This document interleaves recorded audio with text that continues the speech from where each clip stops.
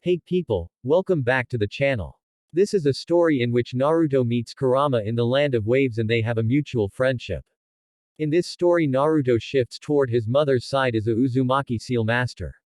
Don't forget to like and subscribe if you enjoy the video. Leave a comment if you want to suggest fanfic. Check the description for credits and support the creator of the story.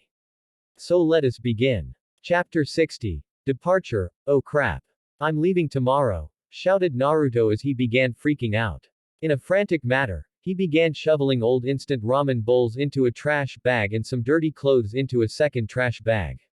Ero Sennin did say he knows a seal to clean these, so I'll just seal them and bring them with me, he thought as he prepared to seal the bag full of dirty laundry in. When he went to get the laundry bag, something felt off. Oh crap, I tossed out the wrong bag, he said as he ran down to the trash room in his apartment complex to search for the bag of clothes he had thrown away by accident. A few minutes later, he returned back to his apartment, carrying the correct bag. Next on his agenda was to take a shower, especially considering he had just gone dumpster diving. After scrubbing the garbage off of himself, Naruto came back out a little more relaxed. He had managed to clean up all the trash off of his room and all that was left was to wipe the kitchen down and toss out any food he wasn't going to be eating. Thankfully, he had just the method that worked. Shadow clone jutsu, he said, and 3 clones popped into existence. You guys know what to do, right? The clones nodded and went on to perform their assigned tasks. You know, if clones can be used for menial chores like this, then I wonder why Bachan doesn't use them to do paperwork, thought Naruto out loud. Rah! Screamed Tsunade. Why doesn't this damned paperwork ever stop? Come on Tsunade-sama, it's not that bad, said Shizune, trying to comfort her master. Tsunade just shot her first apprentice a death glare. Fine, if you think it's not that bad, then why don't you try it? Shouted Tsunade, getting up from her seat and throwing Shizune into it. Shizune was now facing a mountain of paperwork. You see what I mean now. Hi, Tsunade-sama, said Shizune in defeat. For some reason, just sitting behind the desk made the paperwork look more intimidating than it originally was. Tsunade then proceeded to stomp over towards the pictures of the former 4 Hokages and looked directly at Minato's. How the hell did you do it? She growled at the picture. She knew that Sarutobi-sensei was swamped with paperwork, part of the reason why the civilian council had gained so much leeway, but Minato was a different story. It was widely known that Minato had discovered a way to combat the paperwork, and one of the biggest regrets Sarutobi had was not asking Minato to spill that secret before sealing the Kyuubi and sacrificing himself. Achoo! Sneezed Naruto. Why do I have this feeling some cranky old bat is buried underneath a mountain of paperwork? As it stood, his apartment was cleaned within 20 minutes with clones taking care of the kitchen and bathroom. The real Naruto had begun inspecting everything that he was going to be taking. He had 3 pairs of his shinobi outfit, including the pair that he wore.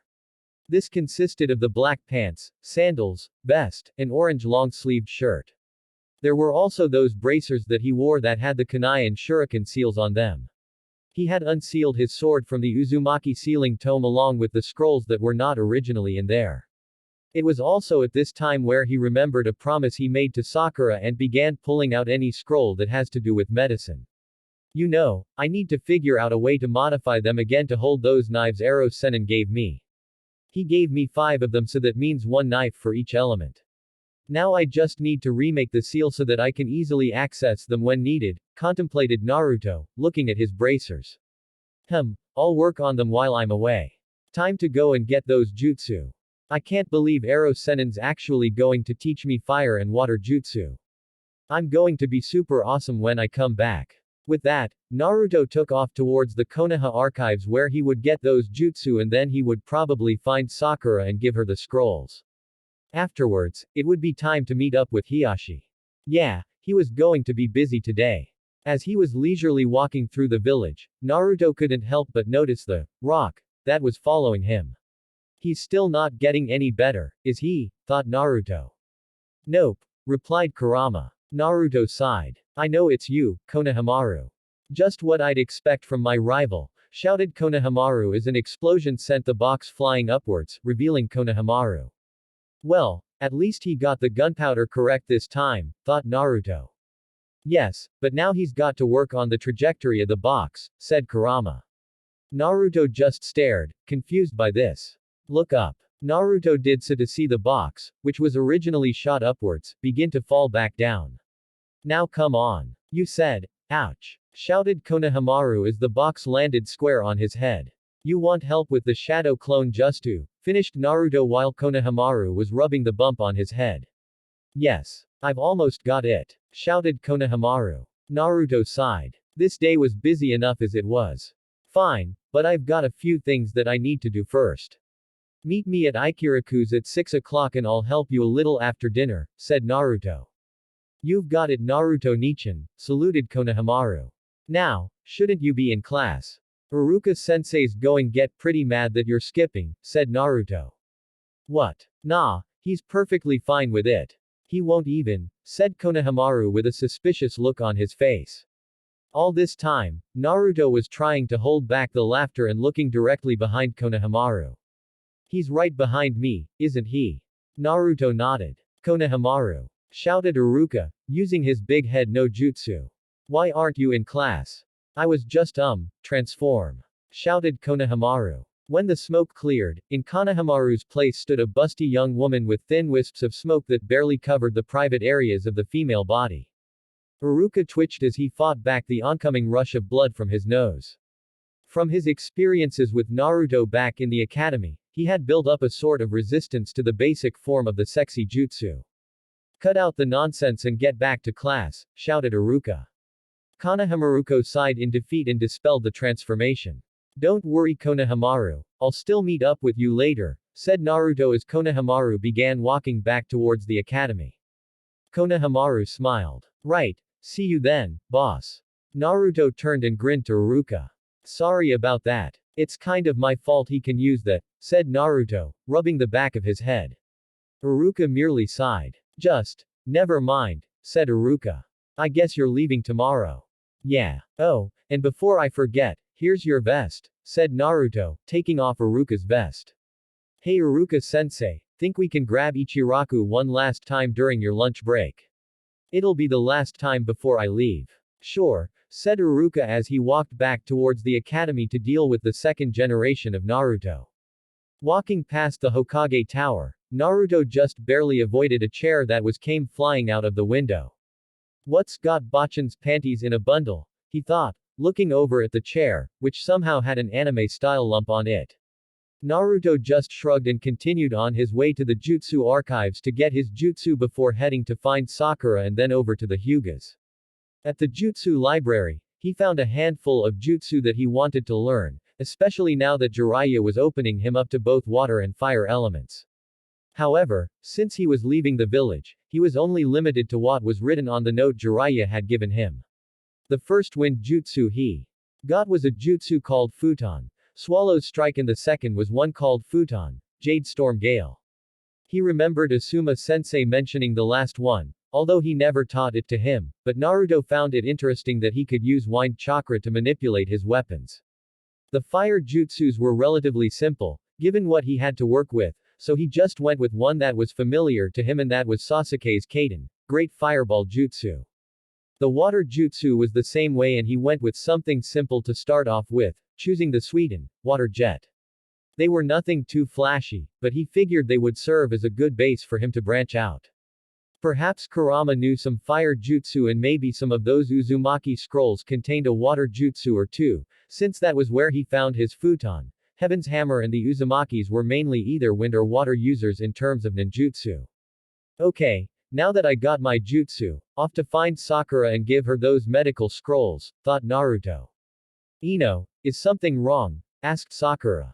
The two were enjoying lunch at the local tea and dango shop. Sakura could obviously see that something was bothering her friend. Sakura, why did you decide to become a med nin? Asked Ino. Huh. Why do you ask? Replied Sakura. I want to become stronger, but I don't really know where to begin, said Ino. Sakura merely smiled at this. I wanted to become a nin because that's where I felt I would succeed and be the most useful. When I was first starting off as a genin, sensei had told me that I already had excellent chakra control and he began teaching me a little bit of genjutsu. However, a few months later, he gave me a book on basic medical techniques.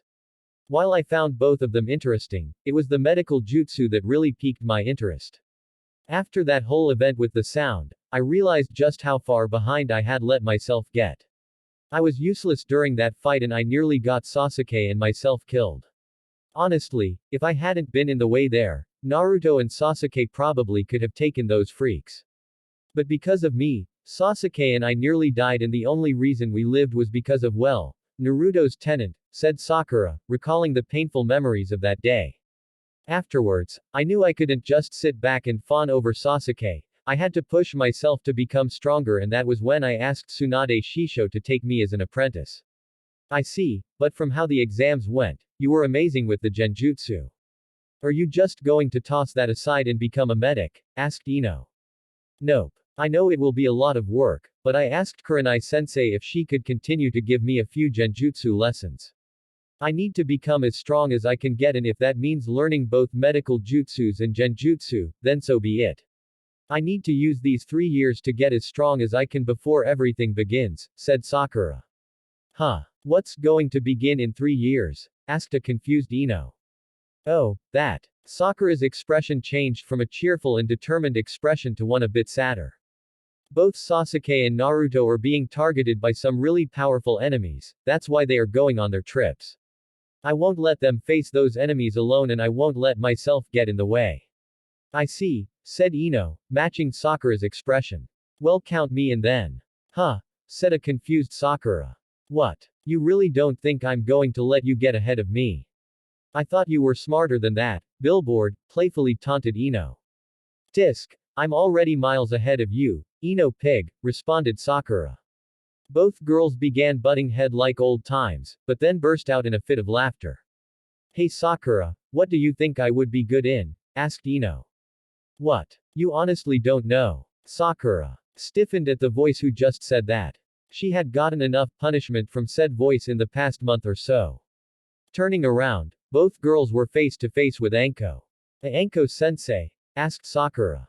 The one and only sexiest kunoichi in Konoha. Oh, and how's my cute little rabbit doing today? Grinned Anko as she finished off a stick of dango. For some reason, Anko had started referring to Sakura as rabbit during their training. It was most likely due to the way Anko would have her snakes chase Sakura around, kind of like they were chasing a rabbit during the training. Sakura in turn stiffened at that word. So, you don't know what to do ya? Well, just look at where you come from. You're a Yamanaka, which means interrogations in your blood. Ino tilted her head slightly. She was aware of that, with her dad being the top interrogator in Konoha. But she had never really considered going into interrogation. Ino, I think Anko actually makes a good point. Weren't you solely responsible for your team passing the first test? Yeah, I guess I was, Ino smiled proudly. I also heard what you did to that prisoner afterwards. Oh, that was evil, and brilliant, grinned Anko with a sadistic smile. What? He was a piece of trash who raped a girl. He had it coming, defended Ino. And that's exactly why you belong in interrogation and infiltration. You know how to get the information and you know how to make them suffer appropriately, said Anko. So what do you say, Piglet? Huh. You heard me. You've got potential to become a sexy and kick-ass interrogator, said Anko as some sort of pager went off. Well, I've gotta go make some bastards suffer. Talk to your father about it and get back to me when you've decided, Piglet. So what do you think, Sakura? Asked Ino. While Anko-sensei can be scary, I'd say go for it. She was right in saying that you do have potential in interrogation and I think it would be your best course of action, said Sakura. However, I can ask Shizune if you can learn some basic medical jutsu as well, and now that I think of it, some medical knowledge might come in handy for interrogation. Well, I've gotta get back as well. But honestly think about it. It's not an easy process deciding what you want to dedicate yourself towards, said Sakura. On her way back to meet Tsunade, Sakura ran into Naruto. Sakura! Shouted Naruto, getting her attention. Hey, Naruto, greeted Sakura. What's going on? Packing's a pain in the ass, but it's getting there, replied Naruto. Right, so when are you leaving? Asked Sakura. Tomorrow after lunch, replied Naruto. Wow, it's going to get really quiet after tomorrow then. Sasuke's leaving then as well, said Sakura. Do you know where he's going? Asked Naruto. Not exactly, but I guess there was some mention of specialized Anbu training bases scattered throughout Fire Country. My guess is to one of those, said Sakura. So what are you up to now? Well, I was looking for you to give these to you, he said, pulling out a bundle of scrolls. And then I've got to go meet Hiyashi for some reason. Sakura opened the scrolls. They are the medical sealing scrolls one found in Uzushiogakure. You shouldn't have to worry about using them as those scrolls can be used by anyone. If by some chance, you need Uzumaki blood to open one or two of them, just ask Bachan. She should be able to do it, said Naruto. That's right. Suon Shisho does have a little bit of Uzumaki blood, doesn't she? Commented Sakura. Naruto nodded. Thanks, and make sure you stop by the hospital sometime before you leave tomorrow to say goodbye. Don't worry, I will, said Naruto as he walked off towards the Hyuga compound. Yeah, things really are going to get quiet around here, thought Sakura. Or would they? What the hell is he thinking of now? Commented Zabuza. Yosh. Time to find out whose youth is stronger, shouted Guy. Guy turned to Kakashi. Let's go Kakashi. Huh. Did you say something Guy? Said Kakashi, completely ignoring Guy. Gah. Your hipness really does get on my nerves, Kakashi. No wonder you are my eternal rival, yelled Guy. Help me, thought Zabuza. You are leaving tomorrow, so what better time than to have one last youth-filled challenge, declared Guy as he pulled out 3 special suits that had Zabuza holding a kunai just inches away from his Konoha headband. Kakashi sighed. Okay, let's do this then. Doten. Risen field of battle jutsu, said Kakashi, slamming his hands into the ground. Immediately, the ground shook as the piece of earth that the 3 eternal rivals were on rose 100 feet into the air. The 3 of them were now standing atop a tall earthen pillar with a flat circular top, about 30 feet in diameter. Now hurry and put these on so we may begin our youth-filled battle, said Guy, tossing the suits to Zabuza and Kakashi and hurried them to put it on. He practically had to put on Zabuza's suit for him. So we are wearing a couple of baggy suit. What the hell are we supposed to do with these? Growled Zabuza. Guy gave his signature smile and grabbed a cord on the side of the suit. As he pulled it, a compressed air cartridge was released and the suit immediately began to fill with air. Oh hell no! Shouted Zabuza when he saw what Guy was thinking. Guy tossed them a couple of inflatable sumo suits and the 3 of them looked like a couple of blown-up balloons wearing mawashis, the belt sumo wrestlers wear. Last man who doesn't get pushed off the edge wins. And that will be me. For if I don't, I will run 500 laps around Konoha on my hands while balancing Tenten on my feet. Somewhere else in Konoha. Achoo, sneezed Tenten. Are you okay, Tenten? Asked Neji. You're not catching a cold, are you? No, but why do I have the feeling Guy-sensei just dragged me into one of his ridiculous antics, replied Tenten. Lee. Start it. Shouted Guy as Lee jumped in the middle of the 3 sumo ninjas out of nowhere. Hi, Guy-sensei, said Lee. In this youthful competition, this is solely a competition of the body. No ninjutsu, no genjutsu, only taijutsu. If you are knocked out of the arena and onto the ground below, you are out. The last one remaining will win. Now, with all your youth, Hajime.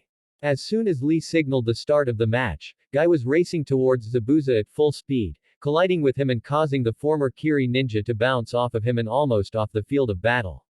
No way in hell am I losing to a bloated buffoon, growled Zabuza. Despite the ridiculousness of this competition, his pride was still at stake here. He slid to a halt just before the edge of the arena came only to be locked hand in hand with Kakashi. So I guess this is the closest I'll get to a rematch for now, said Zabuza. Yep, replied Kakashi.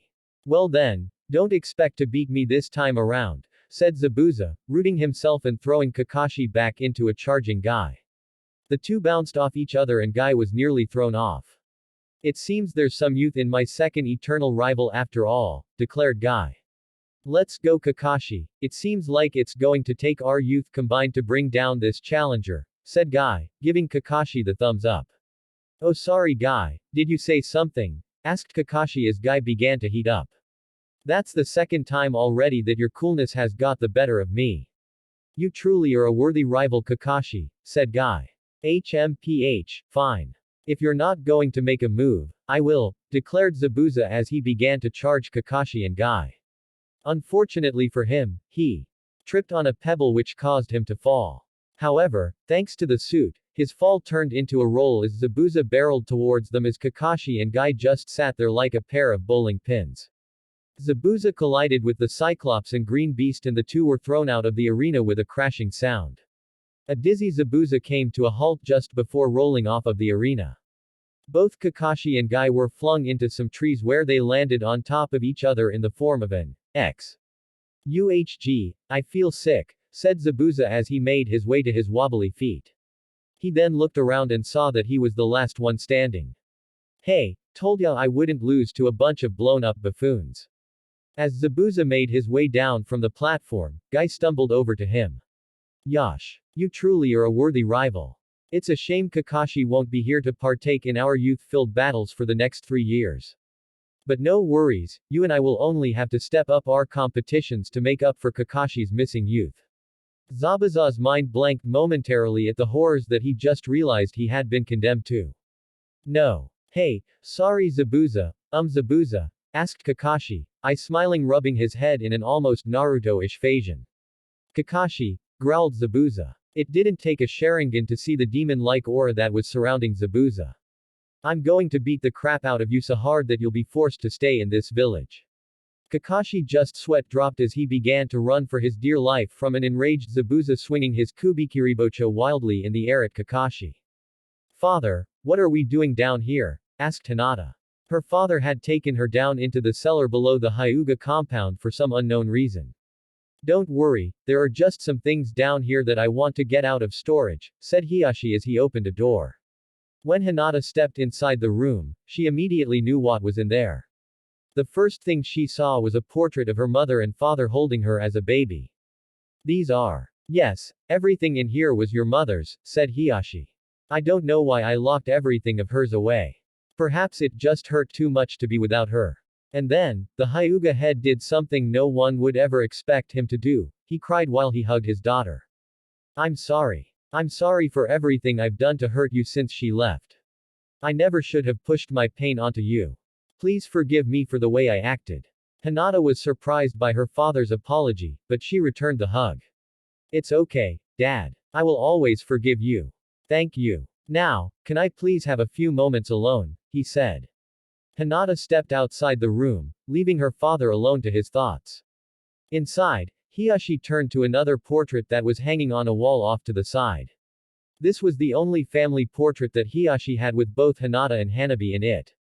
It was painted just a few days before his wife passed. Despite knowing she was dying, that portrait was the happiest she had ever looked.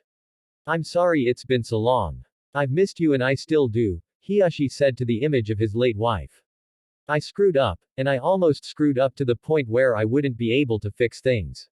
I neglected our daughter's happiness for the sake of my own pride and I feel disgusted by that. I hope that you can forgive me as I'm now going to do everything I can to ensure our daughters grow strong and happy. On that, I swear. Hikari, I will not neglect our daughters any longer. Taking a deep breath, Hiyashi called in Hinata. Looking around, Hinata was happy to see that there were still things of her mother's that were in here. She was afraid that her father had trashed or destroyed everything to help alleviate the pain of losing her. Hiyashi handed a smaller picture frame, about the size of an 8.5x11 piece of paper to Hinata. It was a picture of her when she was 4 with just her mother. The two were sitting in her mother's garden both with genuinely warm smiles on their faces. Hinata's smile at that moment practically mimicked that from the picture as she took it from him. If you want, you can hang that one in your room. I have one of just after Hanabi was born that I'll give to your sister when she gets back from school and I think I'm going to hang the big one in my study, said Hiyashi. Hinata was overjoyed. Before this year, she was basically not allowed to have any decorations in her room as the clan didn't feel she deserved them, but now her father was practically shoveling things to decorate her room with into her hands. Hiyashi walked over to a decorated chest and opened it to see what was inside. It's still in pristine condition, just like the day she wore it, he thought. He then looked at the contents of the chest and then over to Hinata. Maybe someday, but not today. I'll give it to her when the time comes around. After looking through some of the old family memorabilia, Hiyashi then began to dive into some of his wife's old shinobi scrolls and gear. Hinata curiously picked up a black book that most ninja knew as a bingo book. Hey, that old thing, said Hiyashi as he turned to a certain page in the book. He then handed it to Hinata and she read it through. Name: Sakino Hikari. Age: 23. Gender: female. Village affiliation: Kanahagakure no Sato. Rank: Jonin. Nickname: Midnight Tigress. Known associates: Crimson Fury, A.N., aka Red Hot Habanero, Nighthawk, A.N., aka a certain Uchiha's mother. Rank: A+. Skills: a highly advanced taijutsu user who utilizes a unique style of taijutsu known as the Meisho. She is also a highly skilled wind user. Not much else is known as encounters against her do not last long enough to gather sufficient data. Other. Use extreme caution when confronting. Recommended not to engage unless in a team of 3 or more high Jonin level shinobi. Do not engage in close combat unless absolutely necessary. Hinata looked at the entry again and then to the picture listed in the bingo book. In the picture, Hinata saw a woman who looked like herself, only with longer hair and eyes that matched the color of her hair. That was while we were still dating and before we got married. Getting into the books was probably the biggest accomplishment to her, explained Hiyashi. She probably could have made S rank, but she opted to settle down and start a family. Hinata was shocked. She had never imagined her mother was such a skilled kunoichi. But that only made her want to be more like her mother, a woman who was strong yet kind. Hiyashi-sama, called out Ko, appearing at the front of the room. And Uzumaki Naruto is here to see you. I see. Thank you and tell him I will be there momentarily, said Hiyashi. I'll take this to my study and then we'll go see Naruto. Hiyashi lifted the large portrait of his entire family from the wall it was hung on only to reveal a hidden compartment from behind the picture with a rather large scroll behind it. Hinata, will you get that scroll? Hiyashi was curious as to what that scroll was. It was white with some intricate kind of stripe-like markings on it. He would look at it later, but right now there was a certain blonde in the compound who you did not want to get bored. Hey! Hinata! Called out Naruto from across the courtyard as he saw Hinata and her father emerge from the cellar. Hinata smiled and waved, but Naruto's attention was drawn to the scroll in Hinata's hands. Wow! Where'd you get that summoning contract? Summoning contract? Asked a curious Hinata, looking down at the scroll. Hiyashi was equally confused until he finally realized what Naruto was talking about. Of course. Now I know what that scroll is, it's your mother's summoning contract, said Hiyashi, lightly bopping his forehead with his palm. Mother had a summoning contract? Asked Hinata surprised. Yes, hold on, let me go put these old pictures in the house, said Hiyashi. A few minutes later, he emerged and Hinata was still staring at the scroll, wondering what sort of summon it was. So Hinata, where did you get it and are you going to sign it? Asked Naruto. Sign it? Asked Hinata. It was her mother's and yes, if she wants she can sign it, said Hiyashi. Hinata smiled at this as she placed the scroll on the ground and unfurled it. On the scroll, there were 4 blank name boxes on the scroll, indicating that there were no living summoners of the scroll. So what do I do? Well, first you sign your name in blood and then press all 5 fingerprints down in one of those areas, said Naruto, already knowing how summoning contracts work from Ero Sennin. Hinata did as Naruto said and bit her finger. Okay, now you rub some blood on your fingers and make the signs I, Inu, Tori, Saru, Hitsuji. And then you slam our hand downward like this. Summoning jutsu. Yo, Naruto, called out Gamakichi. Since the last time Naruto had summoned Gamakichi, the small orange toad had grown quite a bit to the point where he was now almost up to Naruto's waist in height. What's up? Got any snacks? Naruto's sweat dropped slightly at this before unsealing a package of snacks for Gamakichi. I was just showing Hinata here how to do a summoning jutsu. She just found a contract. Oh, a new summoner. Come on let's see, said Gamakichi. Hinata blushed slightly at all the attention that was focused on her, but did as Naruto said.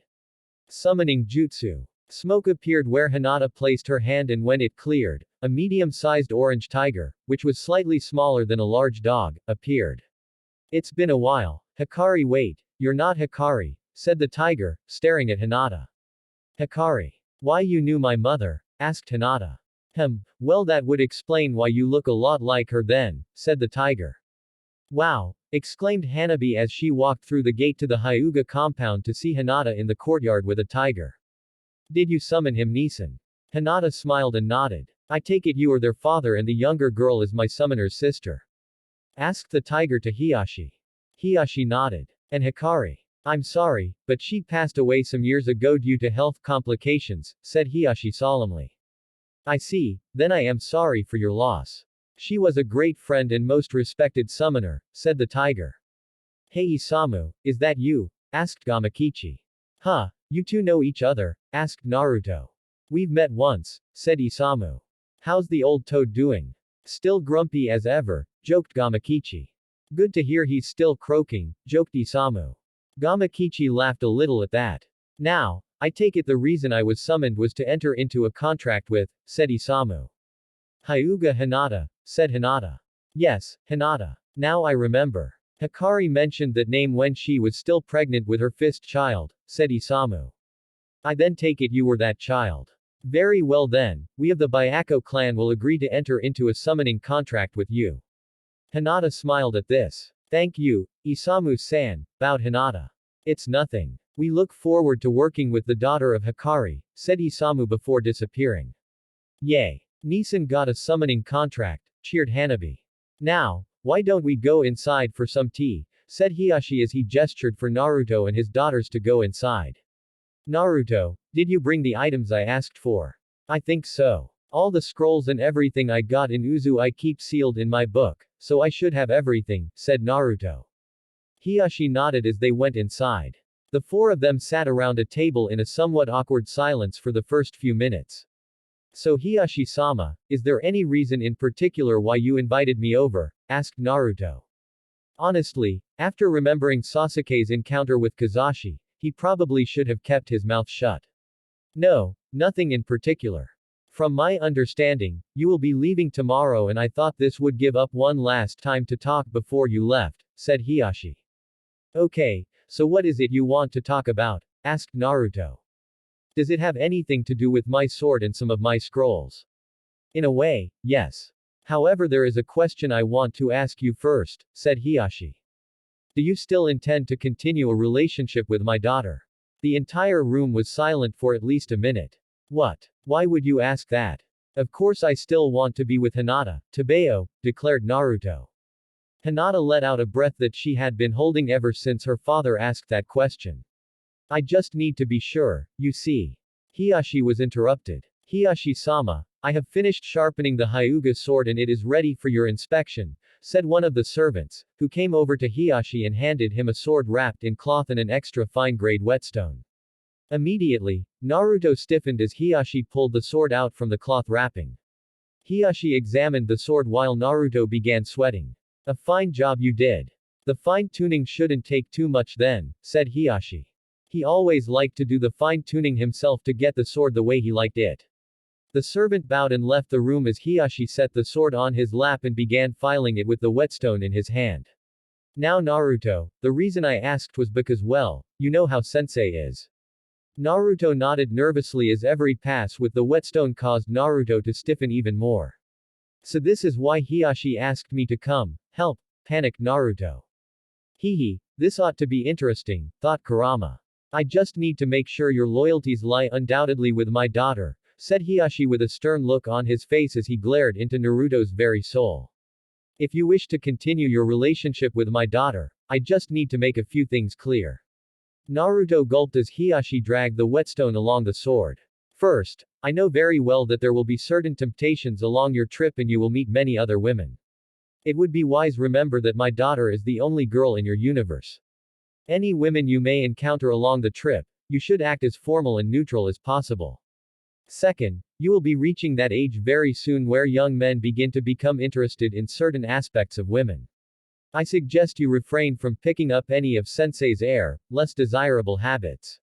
And lastly, understand that the Hyuga clan only recognizes the strong. While your recent accomplishments may have shown that you have some potential, you still have a long way to go before I see you at a satisfactory level, said Hiyashi, as he made one last pass along the sword with the whetstone. He then felt the blade with his finger and proceeded to pluck a hair from his head. Using nothing more than gravity, Hiyashi spit the hair straight down the middle with the sword. Perfect. He then looked over towards Naruto, who was now sweating profusely with his legs clenched tightly together and hands clasped over a certain area. Do you understand where I'm coming from? I do, said Naruto frantically, not taking his eyes off the very object, and man holding said object, that could very well end his future dreams at any moment. I won't do anything to disappoint you, sir. Good, said Hiyashi as he sheathed the sword, much to Naruto's relief. Both Hanabi and Hinata were giggling at the way Naruto and their father were interacting. Now, as Ko informed you, there are a few items in your possession that I would like the opportunity to examine. In particular, a sword you may possess and what Sensei has informed me is a family tree. Oh, so that's the scroll you want to see, said Naruto as he pulled out his Uzumaki sealing book and released two of the seals he made in the back. The first was his own sword, which he was hesitant to hand over to Hiyashi after the previous episode. The second seal contained the Uzumaki family tree scroll and also the quadrilateral Uzukage hat that he came across. Is that? Asked Hiyashi, looking at the hat. Naruto grinned. Yep. It's my great-grandfather's hat, smiled the blonde. Well, that just about answers that question, thought Hiyashi. Naruto handed the scroll to Hiyashi, who opened it up. On that scroll, most of the names were faded slightly, indicating that person had passed. The only name that was highlighted on that scroll was Naruto's. The scroll worked so that when someone placed a small bit of blood in the seal on the lower right-hand corner of the seals in the scroll would immediately match up the person with the correct family tree. Once that person passed away, the name would remain, but it would fade to preserve the record while indicating that said person was deceased. So it is true, the main branch does still live, said Hiyashi. Huh. Naruto looked at Hiyashi confused. What are you talking about? Didn't Sensei tell you? I take it you know who your great-grandfather was, asked Hiyashi. Yeah, he was the Shadaime Uzukage, said Naruto. While that is true, I am talking from more of a clan perspective. In short, you are the last surviving member of the head family of the Uzumaki clan, said Hiyashi. Wait, what? Asked a surprised Naruto. I said, you are the heir to the Uzumaki clan, repeated Hiyashi.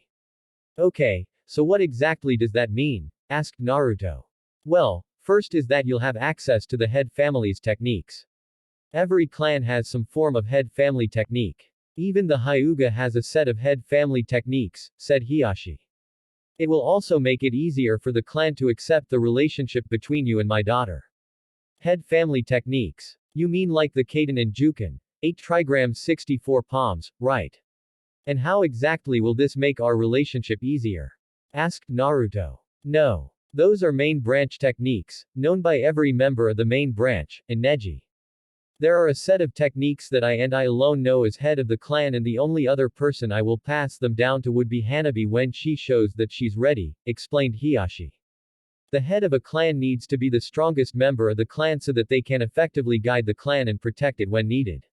That's why each clan has their own set of techniques that only the head family knows. If my suspicions are correct, then the Uzumaki head family techniques are in that book of yours. Wow, really? So the strongest Uzumaki techniques are in here? Asked Naruto. Hiyashi nodded. This is awesome. I'm going to become really strong. Watch out, Konoha, because when I come back, there'll be a new Hokage in town, Tabeo.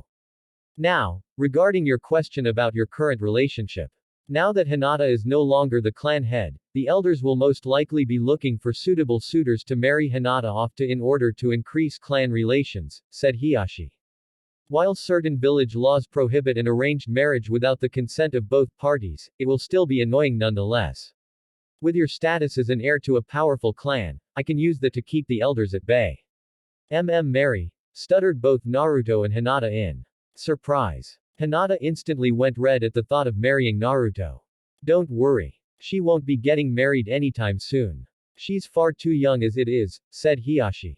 And as I said before, you may have potential, but you are still a long way away before you gain my approval. Hinata let out a disappointed sigh and Naruto let out a sigh of relief. Hinata was disappointed that her and Naruto wouldn't be getting married anytime soon, and while Naruto liked Hinata and enjoyed being with her, he was by no means ready to go that far with a relationship yet. Now then, about that sword, said Hiyashi. Alright, said Naruto, reluctantly putting another blade in Hiyashi's hands. Hiyashi unsheathed the katana and began examining it thoroughly until he was satisfied. I honestly never would have thought this sword would ever be seen again, said Hiyashi. The Uzumaki Shio no Ken. Wait, so you know about it as well? Asked Naruto. I've heard of it. It's a legendary sword that ranks right up there with the Raijin, some of the more powerful seven swords of the mist, and potentially even the sword of Kusangi, said Hiyashi. That I kind of know already. So Ero Sennin said it had some sort of special ability. Do you have any idea what it might be? Asked Naruto. Hiyashi shook his head. Sadly, I do not. I've only heard the legends of it, but nothing about its abilities. However, this sealing matrix inscribed on the blade is very intricate and highly complex. I would imagine if you were to examine it, you might come across some clues as to what it can do. Okay. I guess that'll have to do for now then, said Naruto, taking back the sword. The four people there continued on with a little discussion regarding around what they were going to do over the next 3 or so years. Hinata had mentioned that she wanted to look some more into her mother's techniques and further develop her Jusho style, which everyone felt that was a good goal. Hiyashi saw that the Jusho had potential and if Hinata were to expand upon it more, there was really no telling what it was capable. Hanabi, who was entering her second year in the academy, didn't have too much on her mind, but she knew that since she was officially named the clan heiress, her father would be putting her through hell to train her. Hiyashi was trying to devise more ways in which to limit the elder's influence even more and also what sort of brutal training regimens he should put Hanabi through to get her up to the standards of a clan head. Time eventually came where Naruto had to move on and finish whatever errands, promises he still had to keep. Before leaving, Naruto could see the sad look on Hinata's face. She wasn't ready to say goodbye to him for a few years and Naruto figured he would have to do something to try and cheer her up. Hey Hinata, I don't suppose I could ask a favor of you, asked Naruto. Hinata picked her head up to look at Naruto. Whatever it is, you can ask me, said Hinata sweetly. Naruto then took out his book again and placed the unsealed Uzukage hat on her head. Think you can look after my hat for me? Asked Naruto. That way, I'll have to come back to you to get it. Think of it as me promising that I will return to you. Hinata cheerfully smiled. I'll hold you to that promise. And I'll keep it, no matter what, declared Naruto. He tried to go in for a kiss, but was stopped in his tracks by a glaring Hiyashi. I leave tomorrow just after lunch. You'll know where to find me. Just stop by after training. Hinata nodded. She would get one last kiss out of him before he left, but with her father around, it wasn't going to happen today. As Naruto was walking through the village, he received a few greetings from some of the villagers, indicating that the really were beginning to open up to him. He also passed some of Konoha's bathhouses, which was on the way from the Hyuga compound and sitting on top of one of the houses was Jiraiya, telescope in hand and giggling pervertedly. Why do I have a feeling Hiyashi's going to kill me when I come back?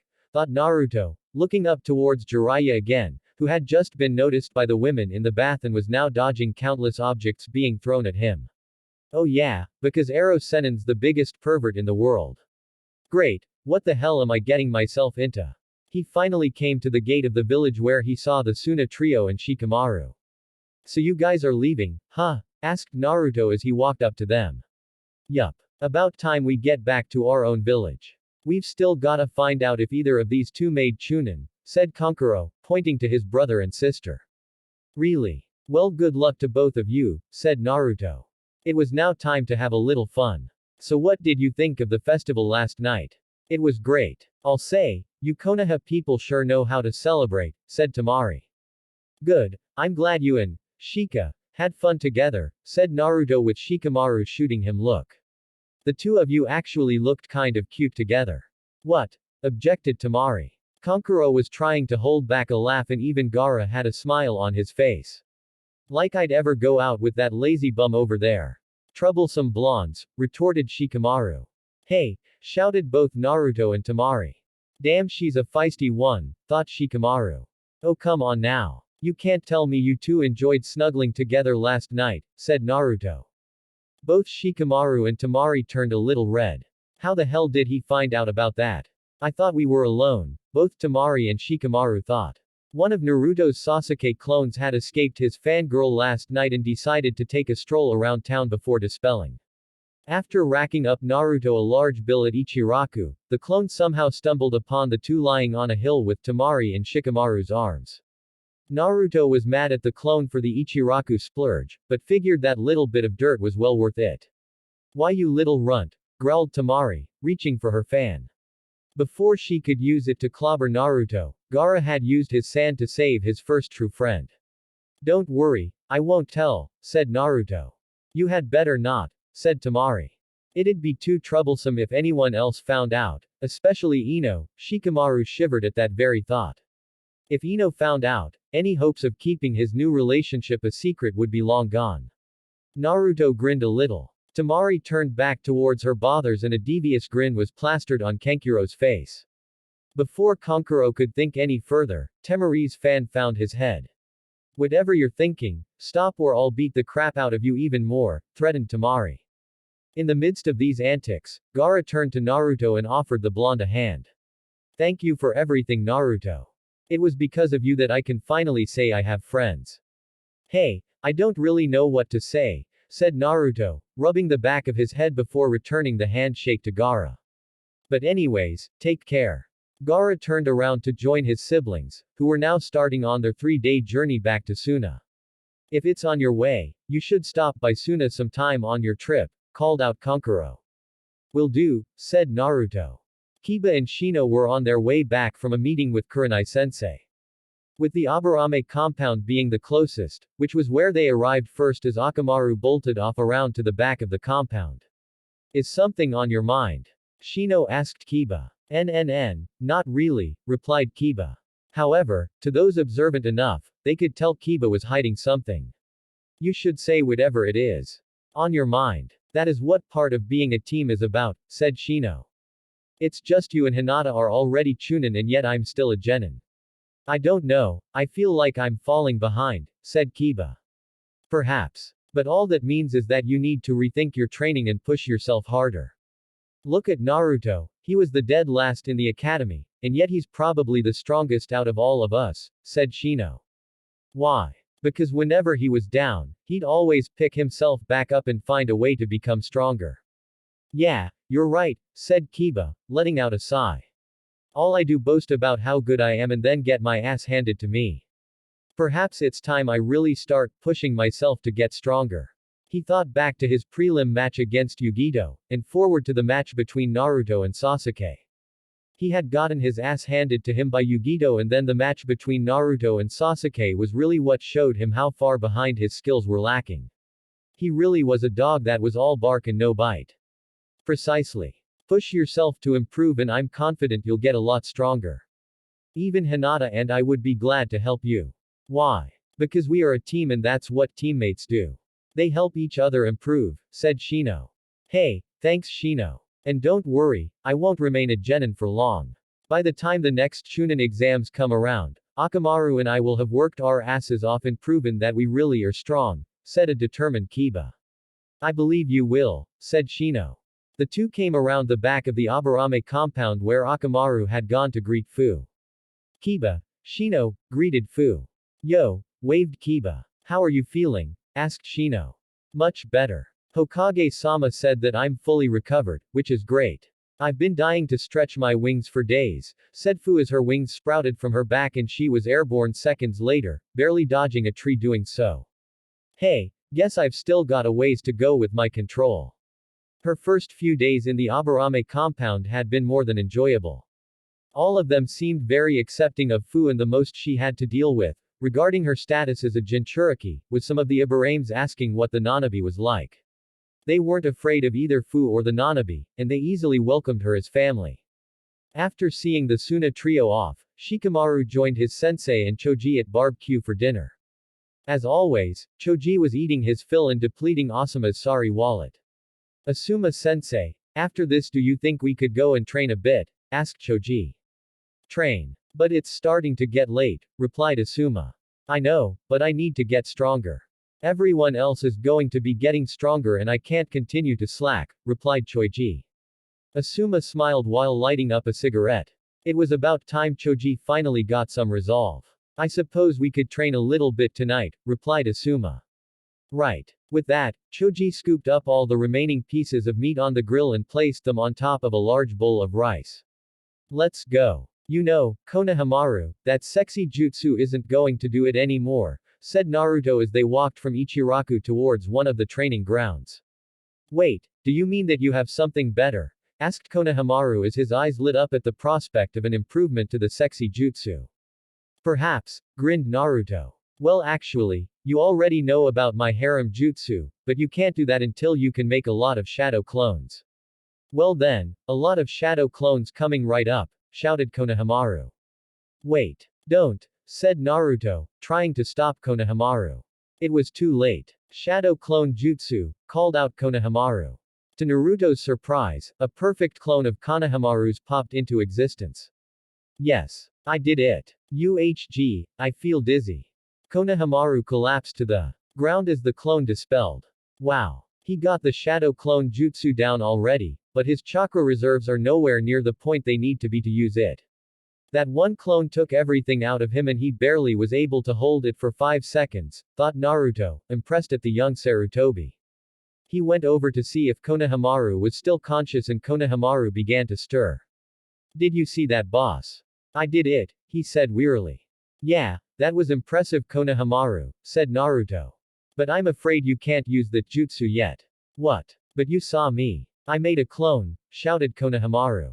I know, and that was good, but the truth is you don't have the chakra reserves required to use that jutsu effectively, said Naruto. That's why that jutsu is forbidden, is because of how much chakra it uses. I'll tell you what. By the time I get back, if your chakra reserves are enough to handle that jutsu, I'll tell you a few secrets about it, but don't use it until you know for sure your chakra reserves are large enough to handle it, okay? Okay boss, you've got it, said Konohamaru. I'll just have to come up with an even sexier version of the sexy jutsu without it. It seems my young apprentice has been sharing the secrets behind that jutsu from Kami himself, thought a certain white-haired man who was spying on his student, again. Oh yes, this definitely is going to be an interesting trip. Some secret lair, Orochimaru-sama. What is it, Kabuto? Hissed Orochimaru as Kabu came charging into Orochimaru's chambers. The snake had one arm bandage that Kabuto had managed to regrow somehow, however, the chakra flow through that arm was severely lacking and it would be near impossible for Orochimaru to use it for casting jutsu. The other arm was just a stump that Kabuto was also trying to regrow, but with a stronger chakra network. Sir, the experiment was a success and the subject is displaying evidence of both blood limits, reported Kabuto. The grin on Orochimaru's face grew 3 times larger. Kukuku, so it seems that Uzumaki scroll was of some use after all, chuckled Orochimaru. Yes, but unfortunately the 2 donors did not survive the procedure, said Kabuto. Shame, but if we were able to put both bloodlines into a single body, then it was well worth it, said Orochimaru. So tell me, Kabuto, which 2 subjects did you use to donate their bloodlines to? Kabuto whispered something into Orochimaru's ear and the snake Sannin's eyes grew wide. An interesting combination. An interesting combination indeed. Yes, and there might be a possibility that the 2 blood limits combine into something more, said Kabuto. Kukukuku, oh what a find that scroll was, said Orochimaru. Sir, shall I continue with further experiments? Asked Kabuto. Yes, but tread carefully. Seeing as we lose the original bearer of the bloodline, we have to proceed carefully and cannot afford to waste anyone, said Orochimaru. Yes sir, I will also begin looking into ways to obtain other bloodlines, said Kabuto. You know, it's a shame really, said Orochimaru, a thought coming to his head. What is? Asked Kabuto. You remember those experiments I did trying to infuse the Shadai's cells into children to see if any one of the exhibited the Mokuden? Asked Orochimaru. Kabuto nodded. Yes, I suppose it really is a shame none of them survived. But if I may ask, what were you thinking of? It's just a legend, but something that had intrigued me for years. Apparently, there is an incredible power that is awakened, one that hasn't been seen since the Sage of the Six Paths, when the Uchiha's Sharingan and the Shidai's Mokuton are combines, said Orochimaru. So I see you are still set on going after Sasuke then, asked Kabuto. Of course. I would have had him had that oath Jiraiya not shown, and even then the only reason why I lost was because I was careless. When I transfer to my next vessel, I will find that fool, and I will crush him, growled Orochimaru. If I may, who will be your next vessel, Orochimaru-sama? Asked Kabuto. Cuckoo, that all depends on your results over the next few years. 2 blood limits, I can just taste it now. Delicious, grinned Orochimaru with his evil grin. I won't disappoint you, Orochimaru-sama, said Kabuto. Kukuku. That scroll was a lovely gift indeed, said Orochimaru. Once I get a new, stronger body, nothing will be able to stop me from achieving my goals and Sasuke will finally be mine. Iwagakure no Sato, Tsuchikage-sama. Surely we have to do something. If a Namikaze truly is alive, then there's no telling just how big of a threat he'll become, warned a man. We can't just let him get away with murdering 15 of our shinobi, said another man. Yes, this revelation certainly is troubling news. Are you certain he's a Namikaze? Asked Onoki, the Sandaime Tsuchikage. Onoki was handed a picture that had been taken during the match between Naruto and Sasuke of Naruto donning one of the infamous tri-pronged knives. Those knives, and he even looks a lot like him. Damn it. Very well, said Onoki as he made a signal to one of the Anbu inside his meeting room. About 15 minutes later, a squadron of 3 Iwa Anbu entered the room. Only 3. You can't be serious. The yellow flash alone was able to take down an entire army, reasoned one of the men. I am aware, and it won't be just these 3, said Onoki. Well, who else are you sending then? The man was cut off before he could finish as a giant in red armor came through the door to the meeting hall. The men in the hall looked towards the giant with a mixture of fear and hatred. What the hell do you old bastards want of me now? Growled the giant. The 3 Anbu moved next to the giant. The 4 of you are to hunt down and kill this person, said Onoki, handing them a picture of Naruto. PHT, and why the hell would I do that? Scoffed the giant. What do I owe all you? You're the ones who fucked over my life. If that's the case, then why don't you just get out of here, you freak? Yelled one of the men. Because if I just left, I would be labeled as a missing nin and you would hunt me to no end like the dogs you're, replied the giant. If you do this, if you kill this person, I'll let you leave. You won't be marked a missing nin, you'll be free to go, said Onoki. Han thought about it for a moment and then reached over to take the picture. It's only a brat. You can't take care of a simple brat. Who is this? His name is Uzumaki Naruto. However, we have strong reasons to believe he may be of Namikaze descent, said Onoki. Namikaze, you say? Wasn't the bastard who leveled your entire army a Namikaze? Asked the giant, laughing a little. And you can see why we need him dead then. We cannot allow that line to continue, said Onoki. So what do you say, Han? Fine, I'll do it, said Han. He turned to the 3 Anbu. Let's go, the quicker I kill that brat, the quicker I can get out of this hellhole.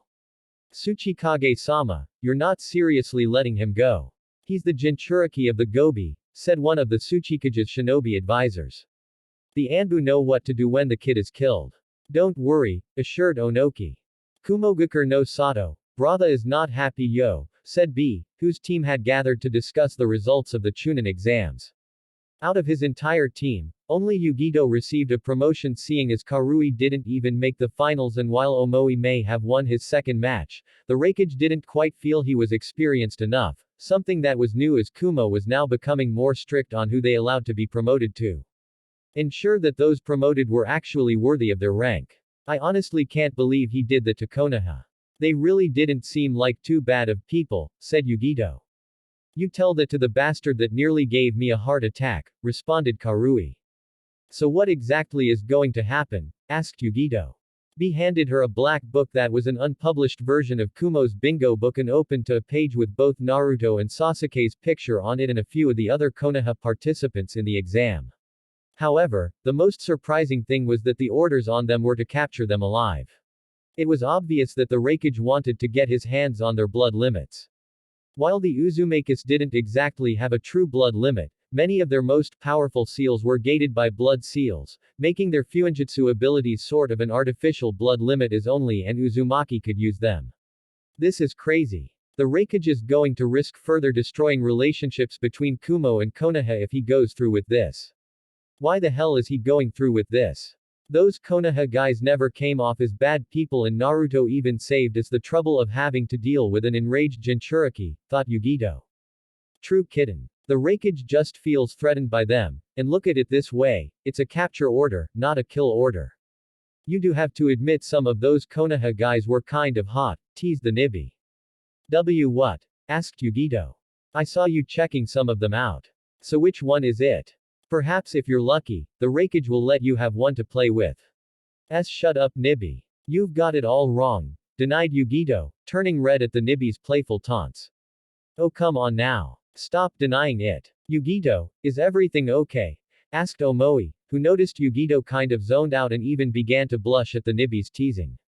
Yeah, everything's just fine, said a frantic Yugito, trying to simply shrug off everything the Nibi just said to her. Omoi just decided to leave Yugito to herself. So what do we do, B-sensei? If we let the Raikage go through with this, then that could send relations with Konoha downhill or it could even lead to war. What if we were all killed? What if? Oh stop overreacting, yelled Karui. I'll deal with Brother. He's always been hard in the head ya know, but Killer B will see it through yo, rapped B. Akatsuki hideout, all of us meeting here together like this, spoke a shadowy figure.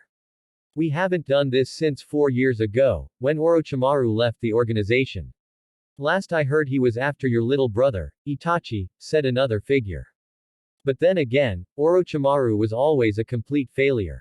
It doesn't really matter, one day, Orochimaru will be killed, said yet another figure.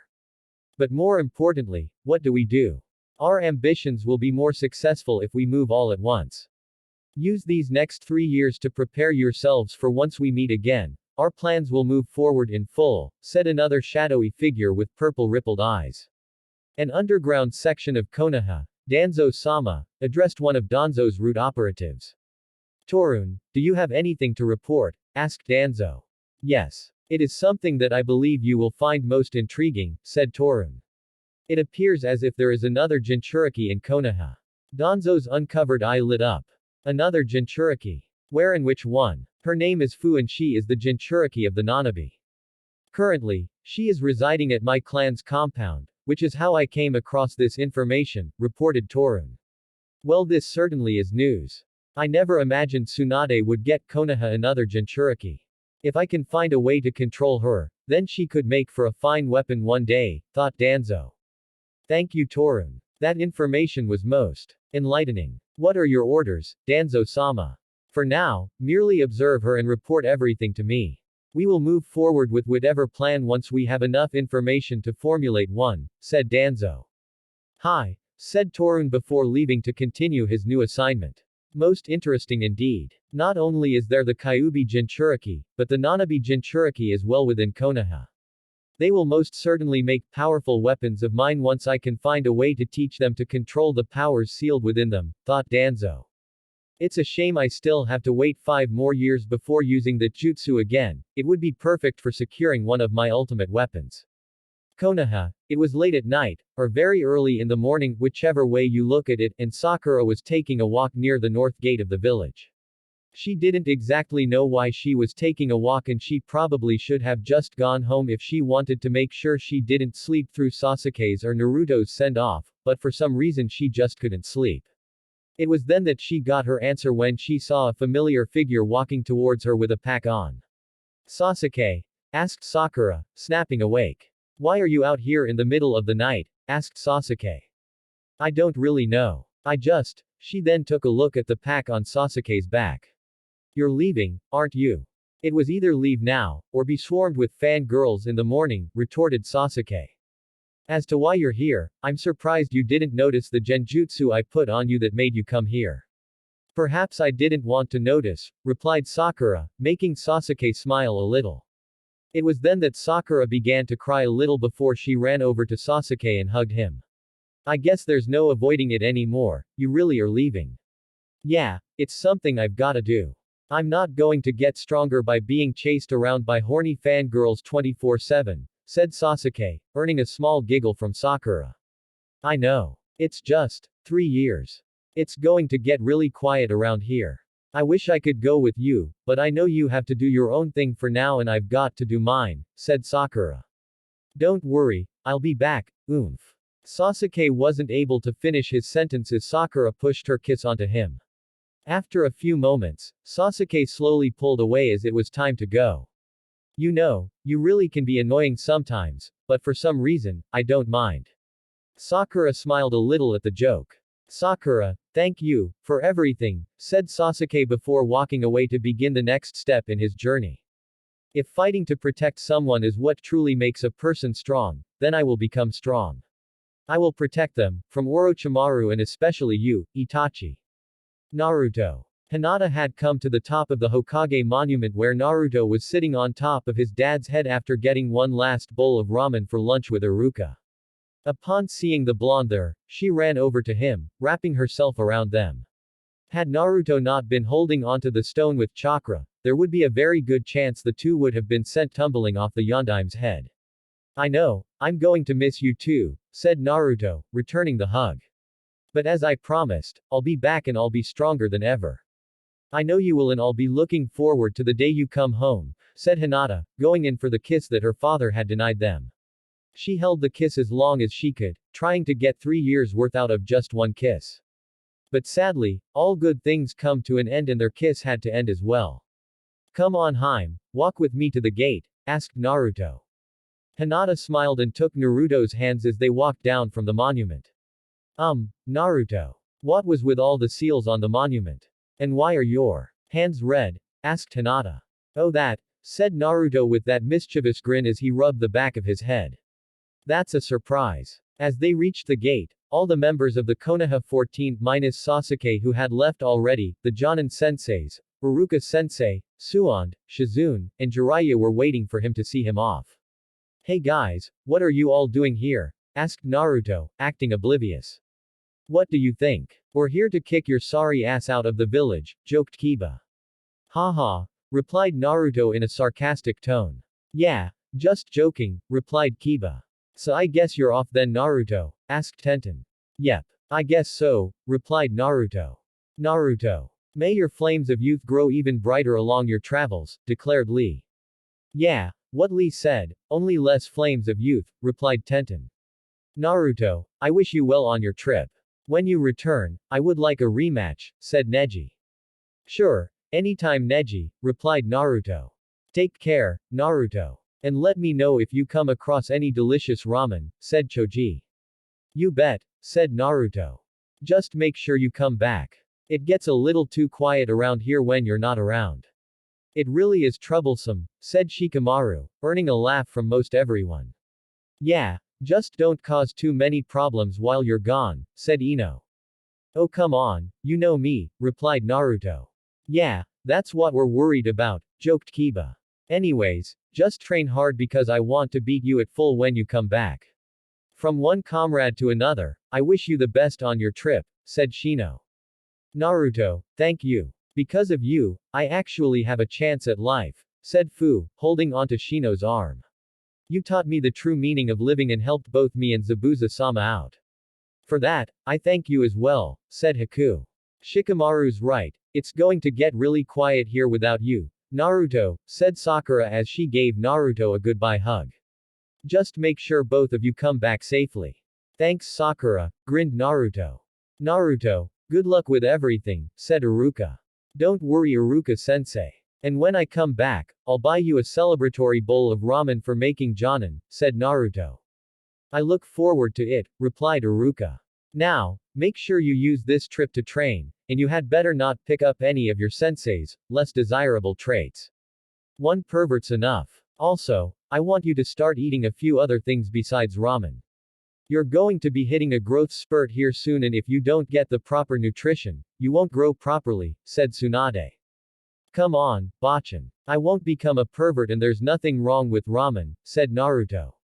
He then turned to Hinata, who practically threw herself at him one last time, giving him one last kiss. A few AWWS, one whistle from Kiba, and one Neji trying his best to resist the urge beat the blonde to a bloody pulp later. Naruto was beside Jiraiya. Well, it looks like I'm off. I'll see you all in 3 years, said Naruto as he looked up towards the Hokage monument. Watch me. I'll come back even stronger and make you proud, Dad. Chapter 61. On the road again 2 weeks. It had been 2 weeks since the two of them departed on their much anticipated trip through the world. For the most part, they had just been walking. For some reason, Jiraiya seemed as if he wanted to get away from Konoha, on the west side of the 5 elemental nations. When Naruto asked, Jiraiya said that he didn't want to draw any unwanted attention. Currently, the duo was walking through a village in the land of Fangs. This is going to be great. I'm going to get so strong, exclaimed Naruto. Hey, Arrow Sennin, huh? Arrow Sennin. Naruto was looking around frantically, but his perverted godfather had seemed to have vanished. Where did he run off to now? Tahahe, giggled Jiraiya with a perverted look on his face and a slight trickle of blood coming from his nose. 2 weeks of just traveling was hard on him, and the hot springs were calling, or rather the women in the hot springs. Not bad. Not as nice as the women in Konoha, but not bad at all. Just a little more. Need a slightly better look. There, said Jiraiya quietly as he inched his way into a better viewing position atop the building he was peeping from. Everything was going fine until his foot slipped.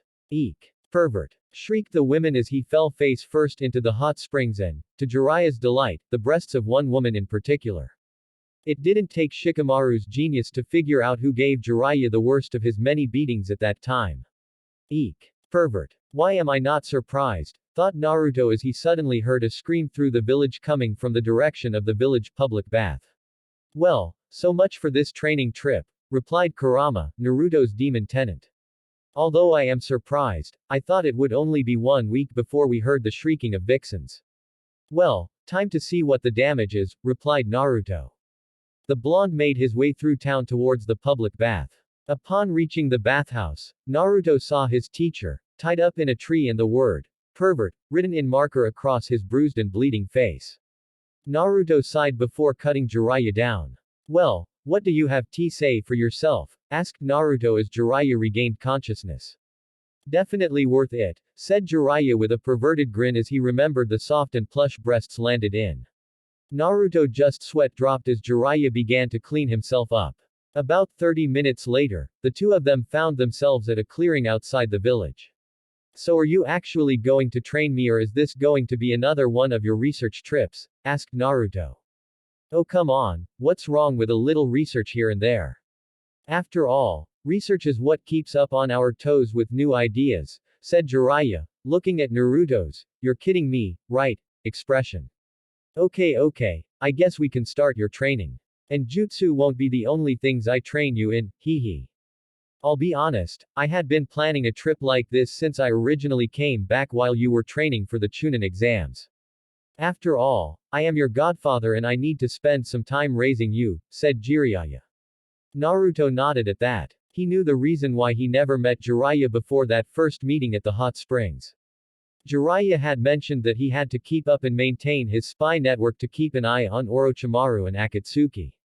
Naruto found out that Jiraiya was the one who had been sending him money every month, and for that, he was grateful. The rate that most of the villagers were overcharging him as a child, he would have been broke after a single day had it not been for Jiraiya providing some money for him. I honestly wish I could have come back earlier, but as I've already told you, my hands were tied keeping you and the village safe from external threats. Don't worry, I understand. So what sort of cool things are you going to teach me? Asked Naruto. If it was anything like the previous 2 times he had trained with Jiraiya, the excitement was reaching the point where the blonde might actually explode. As I said, I was planning this trip before we first met. I had originally planned to teach you how to fight genjutsu and tap into the Kyuubi's power, along with a few other things, but that seems to be redundant now seeing as you and the Kyuubi have come to some sort of understanding and you can use the Kyuubi to dispel most genjutsu. However, that doesn't mean this trip is a lost cause. Oh no, there are plenty of things we can work on now that we have those issues out of the way. First, we have Fuinjutsu, said Jiraiya, handing Naruto a few Fuinjutsu scrolls. Those scrolls should be able to fill in any holes on normal Fuinjutsus. And then you still have your book. By the way, how are those knives working? Not bad. I made one of them for fire and also another one for water. They still overheat, or I guess turn to water for the water one, after some use, but they last a lot longer than the normal kunai and I don't have to make new ones, I just have to give the current ones time to cool off. I guessing that's the chakra draining aspect of these knives, asked Naruto. Yep. I got those knives for you so you wouldn't have to constantly remake your absorption seals when they overheated or whatever. Also, I think the more you use them, the more they should be able to hold before reaching that point where you need to let them cool down, explained Jiraiya. Now I've just gotta work on incorporating them into my seals on my wrist, said Naruto. It's not that I can't do it, it's just I'm not really sure how I want to do it yet. Hey, well that's Fuinjutsu for you. Anyways, I say we keep working with that as we have been. I'll help you with the seals if you need it, but you seem to be doing pretty well on your own for the most part, said Jiraiya. Okay, I think I can do that. Now, what did you say about jutsus and kenjutsu? Asked Naruto. Well, for kenjutsu we need another teacher for you since I'm no kenjutsu expert. However, I do have a friend that I'm sure will be eager to take you on as a student for a few months and train you. After all, he was the student of your great-great-grandfather when it comes to swordsmanship, said Jiraiya. Wow, really? Who is he? If my great-great-grandfather taught him, then he must be really strong, exclaimed Naruto. His name is Mifune, the leader of the Land of Iron. We'll go there in about a year, but I've got some other things that we can work on till then, said Jiraiya. Naruto was wondering who exactly this Mifune person was, but if his great-grandfather trained him, then no doubt he would be an excellent teacher. And perhaps he knows something about this sword too, thought Naruto. As for the jutsu, I'll teach you the basics of water and fire, but I'm honestly not going to train you in jutsu that much because I want to see what sort of jutsu you can come up with on your own, said Jiraiya. Although there is one jutsu I wouldn't mind helping you on. Your father was a great inventor of jutsu, the Rasengan being a prime example, and I think you've got that bit of him in you, said Jiraiya. I also chose water and fire because I thought those elements would be much easier for you to master than lightning or earth, even with your shadow clones. But why are lightning and earth going to be so difficult for me? Asked Naruto. Because of your wind element. Your wind-natured chakra is much stronger than any I've ever seen, even more so than your father, and that's what's going to make earth and lightning so hard for you. Lightning. Because wind is a natural insulator and earth because if you think about it, wind is one of the very few things that can wear down earth, said Jiraiya. Now, pack up your lunch because we are heading out of here, away from any sort of civilization for a few days. I figure the best place to start might be training you how to utilize the toads more effectively.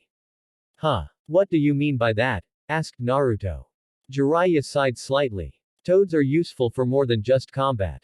They are also very skilled at infiltration amongst other things, and it's about time you begin learning about all the wonders a toad can do, and, Bunta kind of wants to talk to you. Jiraiya said that last part really quick, knowing that what Gamabunta had in store for the kid wouldn't be pretty. What was that last part? What's so wrong with Gamabunta? I know he may be a little grouchy, but he can't be that bad, said Naruto. Oh, you have no idea what's coming, thought Jiraiya with a worried look on his face as he tried to recall the first meeting between Minato and Gamabunta. Summoning Jutsu. Hey Gamakiro, said Naruto as the Jiraiya-sized, orange battle toad appeared. Gamakiro greeted Naruto before returning back to Mount Maiboku. Okay, so it looks like you can summon Gamakichi, Gamatatsu, and Gamakiro at will, and you're starting to get the feel for some others. Now I want you to try and focus as much of your chakra into the jutsu and we'll see who you can summon at this time, said Jiraiya. Right. Summoning jutsu, said Naruto, focusing as much of his own chakra into the jutsu as possible. A huge plume of smoke appeared and a large purple toad with a spiked Sasumata and round shield on his back. He's getting pretty good with the summoning. To be able to summon Gamaken on his own, thought Jiraiya. Hello young summoner. And hello Jiraiya-san, greeted Gamaken. Hey Gamaken, responded Jiraiya. Good to see you. I'm just teaching young Naruto here how to control the summoning of a larger variety of toads. Gamaken turned his attention to the blonde standing on his head. It's good to meet you, Naruto-san. You may summon me whenever you need, but I should warn you that I am rather clumsy. With that, Gamaken disappeared in a puff of smoke. Naruto landed on the ground, panting as he had used up quite a bit of chakra with summoning toads about a dozen times within the past few hours. Why don't we call it a day and get camp set up? You can work on some fuinjutsu later, but I'm getting hungry, said Jiraiya. Naruto straightened himself out and nodded, his own stomach growling in agreement with Jiraiya. Don't worry, now that you know how to summon them, the toads that you're familiar with should be much easier to summon. It's always the first summoning of each toad that are the most exhausting. As of now, he was familiar with how to summon Gamakichi and Gamatatsu, the samurai-like Gamakiro who he had summoned before during the second Chunin exams, the messenger toad Kazuki, another battle toad named Gama, a tracker toad named Gamashibu, a gourd toad by the name Gamarasuke, and a few others. That last toad, Gamaken, was pretty cool.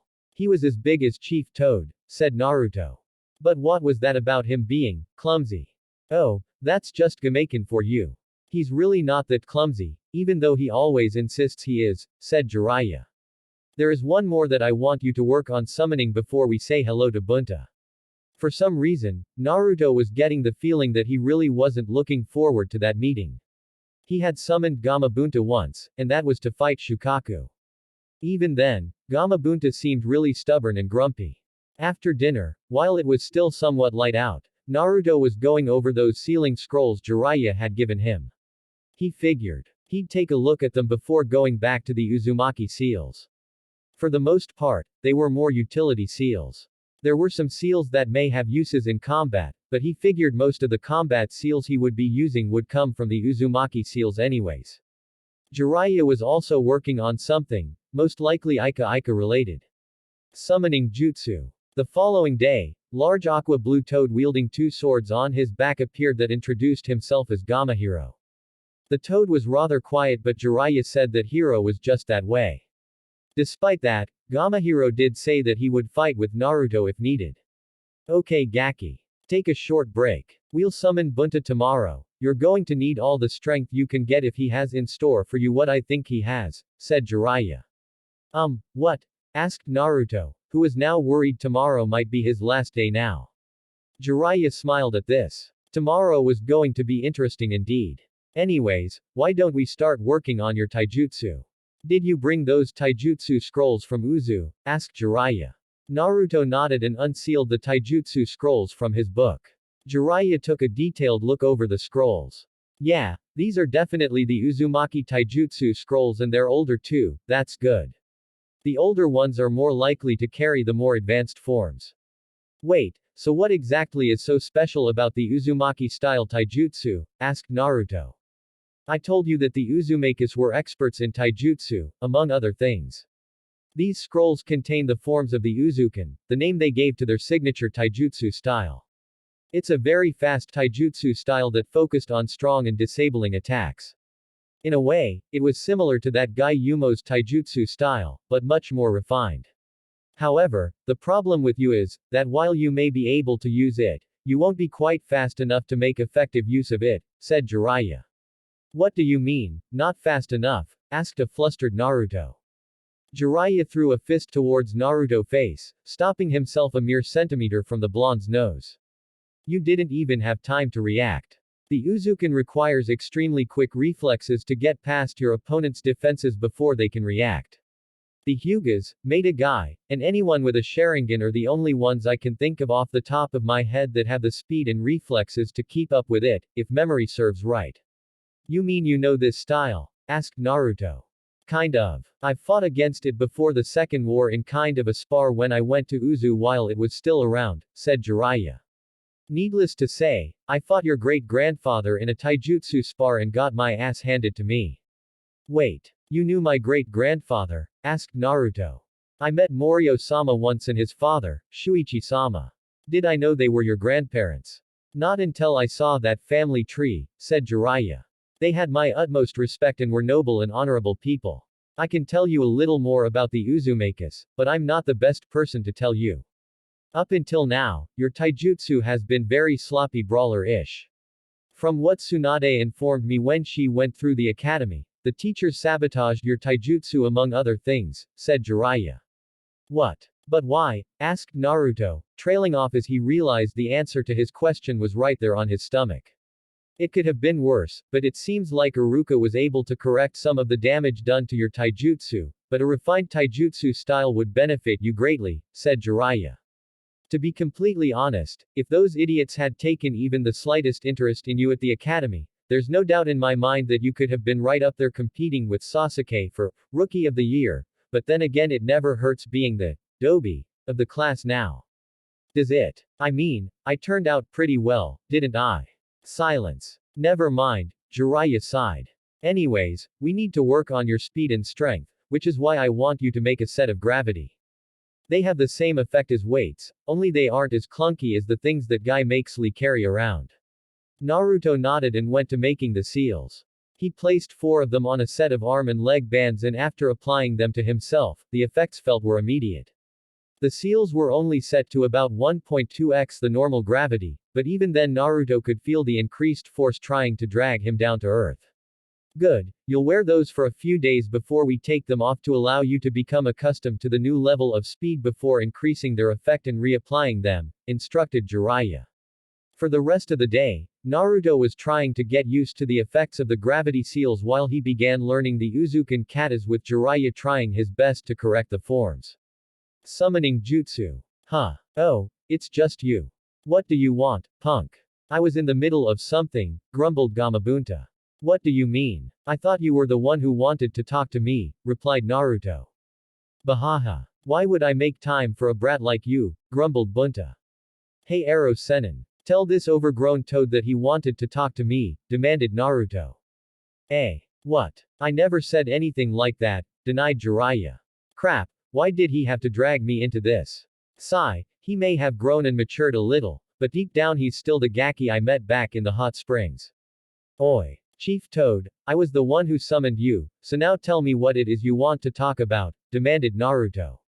Shut it, you little snot-nosed punk. I don't have to listen to you, just who do you think you are, grumbled Bunta.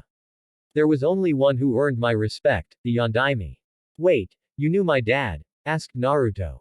So this punk really is Minato's tadpole. Hey, this will be interesting, thought Gamabunta. Your dad, eh? Very well punk. I'll give you a chance. Huh. A chance. What do you mean? Asked Naruto.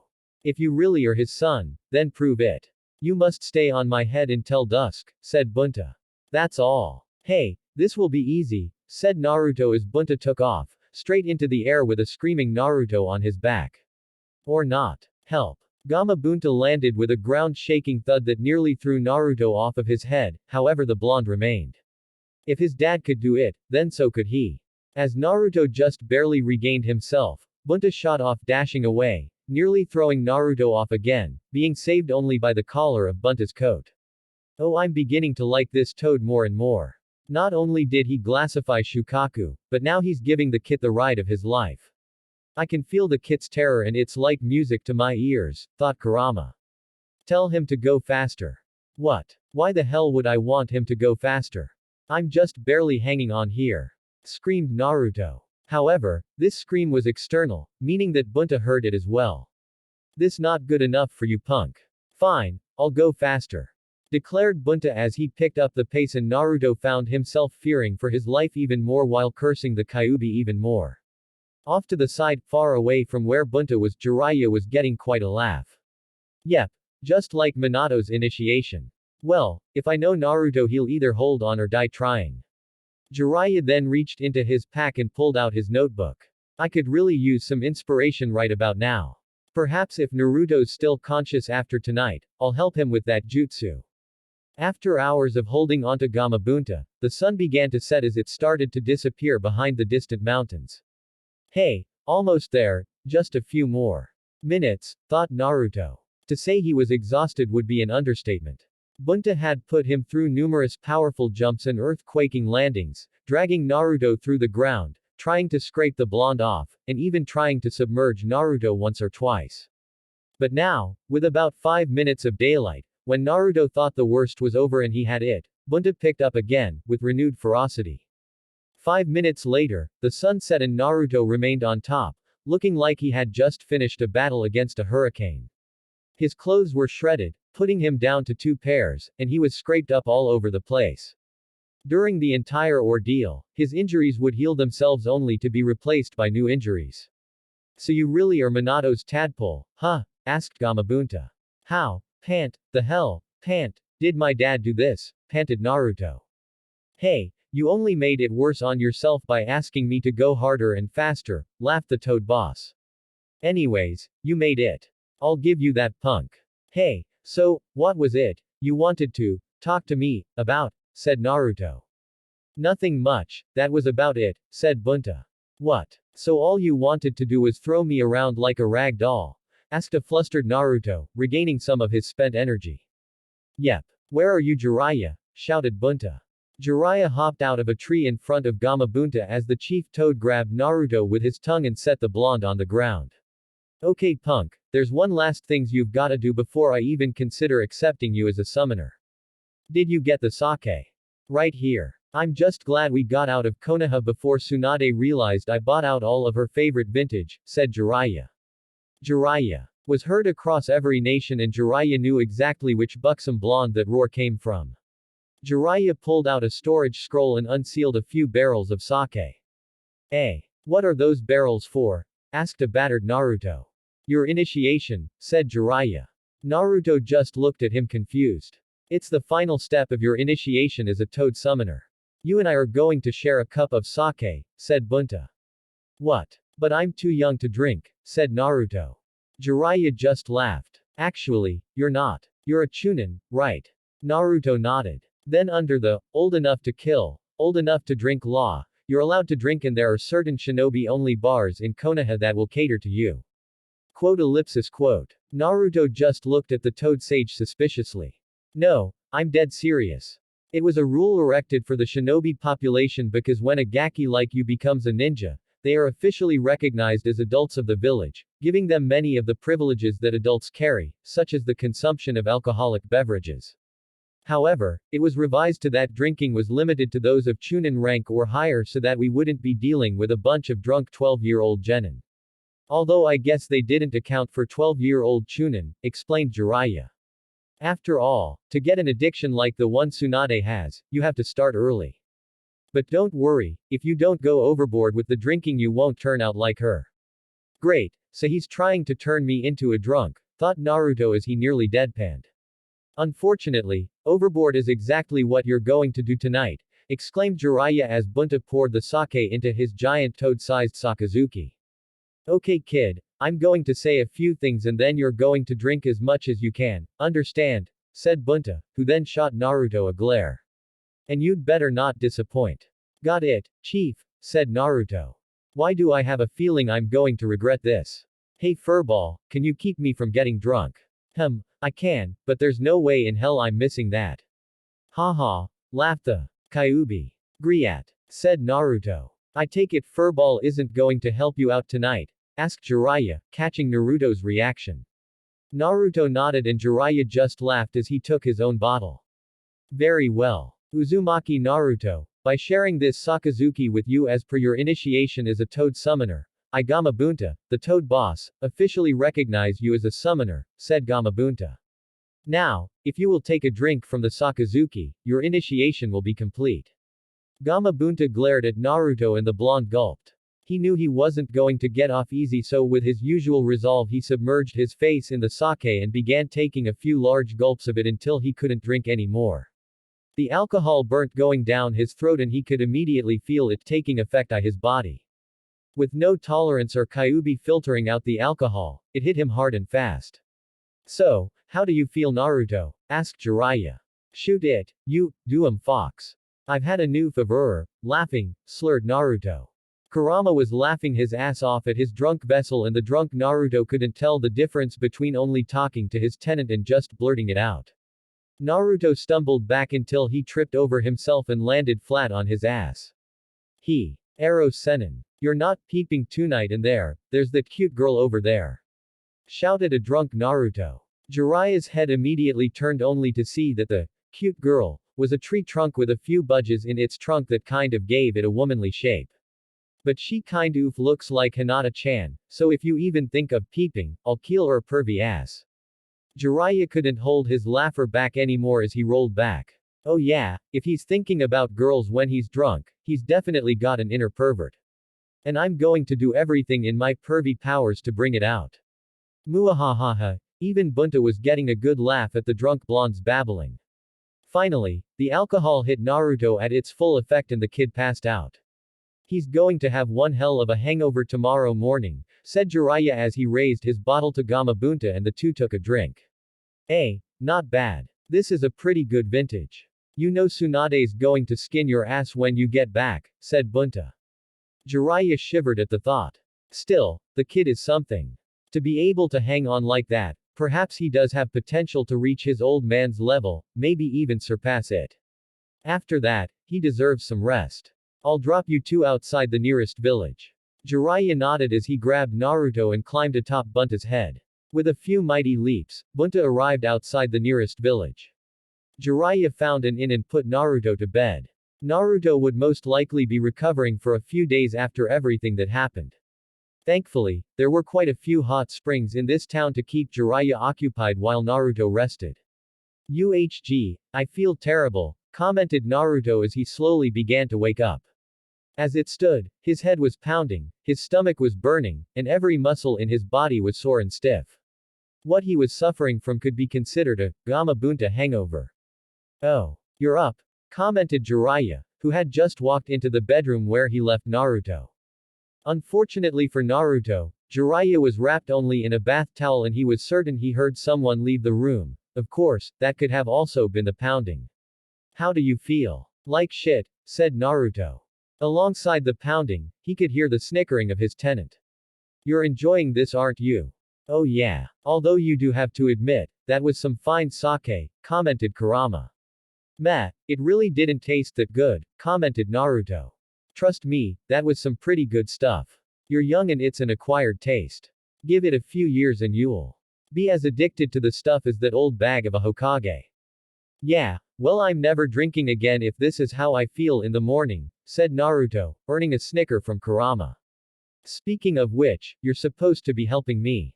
You said you could stop me from getting drunk, why the hell didn't you? Because it was fun. Don't worry, I'll help you out next time, if I feel you need it, that is, commented Kurama. Damn fox, swore Naruto before snapping back to reality. Jiraiya was still there. Go take a long hot shower, it'll help, he said. There's a restaurant in this inn. Meet me down there when you're ready. So how are you feeling now? Asked Jiraiya. It was now late morning the day after Naruto's meeting with Gamabunta and Jiraiya getting him drunk as an initiation as a true toad summoner. Better, but my body is still sore, said Naruto. Well, that's to be expected from what Bunta put you through. Actually, I'm surprised you were able to even get up today. Minato wasn't able to move for 3 days after Bunta's trial, explained Jiraiya. Tell you what, take it easy today and get rested up. But I've gotta get back to training, said Naruto. Trust me, even with the furball, your body needs to rest. Just relax today and you can start working on some of those jutsu tomorrow, said Jiraiya. Besides, I've got something important that I need to get done here pretty soon. Let me guess, another of your perverted smut, asked Naruto. No, objected Jiraiya. He then pulled out a larger notebook that he had been writing in. This is more than just a book. In just a few short months, production on the first ever Ika Ika movie will begin. Naruto's sweat dropped. Great, so now he's taking his porn from a book to the big screen, thought Naruto. And I'm working on the script. I can just picture it now. Movie of pure brilliance, full of drama that will draw crowds from all over the elemental nations, and did I mention it will contain some of the sexiest actresses around, said Jiraiya with a grin on his face. Damn pervert, was all Naruto could think at the moment. So you're going to throw away my training all for some porno. Don't worry, since we'll be in one place for a long period of time while the movie's being filmed, that means you'll have plenty of opportunities to train, said Jiraiya. And not just in jutsus, hee. Naruto sighed and gave in. But if Jiraiya neglected his training during that time, someone was going to get their ass kicked. Still, a day of rest didn't sound too bad, and after the beating Bunta put him through yesterday, his body really wasn't complaining. Okay, fine, I'll take it easy today, maybe look into Fuinjutsu a little more, but you said we'll start on those jutsu tomorrow. Jiraiya nodded. We'll start you with one of those other elements tomorrow and work a bit more on your taijutsu, said Jiraiya. Now, I've gotta get back to work, so just relax and take it easy. Naruto sighed as Jiraiya left to go and do whatever work he was up to. A day off after training with the toads for the past few days wouldn't hurt. If anything, perhaps he would look a little into some Fuinjutsu today. He had been on the road for a little over 3 weeks now, and he was already beginning to miss home, and it would still be at least 2 years and many months before he could see his friends or the one he loved again. Still, he knew he had to come on this journey. It was the only way he could get strong enough to protect everyone from what was coming. Okay, Naruto, we'll probably be staying in this village for the rest of the week, so that'll give us some time to work on your taijutsu and some ninjutsu. Why don't we start with some taijutsu practice and we can start on those ninjutsu later today, said Jiraiya. Naruto nodded. And he began going over the katas of the Uzukan. Later in the morning, Jiraiya decided to have a little spar with Naruto to see if Naruto was ready to incorporate the Uzukan into a fight yet. Needless to say, Naruto was hurting after that. He had no idea Jiraiya could be so brutal in spars. Naruto was sure there was a huge bruise on his stomach after Jiraiya landed a hit there, and even though the Kyuubi was able to heal it, that didn't help the pain. Still, if Jiraiya was going to be this hard on him during a spar, then it only served to further drive Naruto to improve. As the afternoon came around, it was time for what Naruto was really looking forward to, those new jutsu. So you have those 2 wind jutsu and one of fire and one of water. Seeing as you're already good with wind, I think you'll be fine on your own for those 2. I'll help as much as I can, but as I said before, wind isn't really my element. Now fire or water, that's a different story. I guess I'll let you decide the element, and then we'll go through the same process that you did with your wind training. We'll work on a few nature manipulation exercises, and then I'll teach you those jutsu for each element. Hey Arrow Sennin, you only said you're going to teach me one jutsu of each element. How come? If I'm going to get stronger at those elements, I need more jutsu than just one to work at, argued Naruto. Got him, thought Jiraiya. I suppose you're right. I'll tell you what, I'll make you a deal. If you do something for me, I'll teach you a few extra jutsu. This was just brilliant. He knew the kid's drive to learn new things, and if things worked out like he planned, he would have a near endless source of inspiration. Okay, so what is it you need? Asked Naruto, oblivious to the perverted look growing on Jiraiya's face. My deal is this. For every change you make to that jutsu, I'll teach you one elemental jutsu, said Jiraiya. What? Really? Wow. Hey, wait a minute, said Naruto, taking a minute to think on what that jutsu was. It didn't take him long to figure out his teacher's intentions. What the hell is wrong with you, you pervert? That's my offer, Naruto. For every different variation you show me of your sexy jutsu, I'll teach you one elemental jutsu, giggled Jiraiya. Take it or leave it. Besides, think of it as training as well. I want you to learn how to invent your own jutsus someday, and this will help with that. Naruto groaned. Fine, but they had better be cool jutsus and nothing lame. Good. I expect great things out of you. Now, which element do you want to get started on first? I will warn you now though that you probably won't get them as easy as you got wind, said Jiraiya.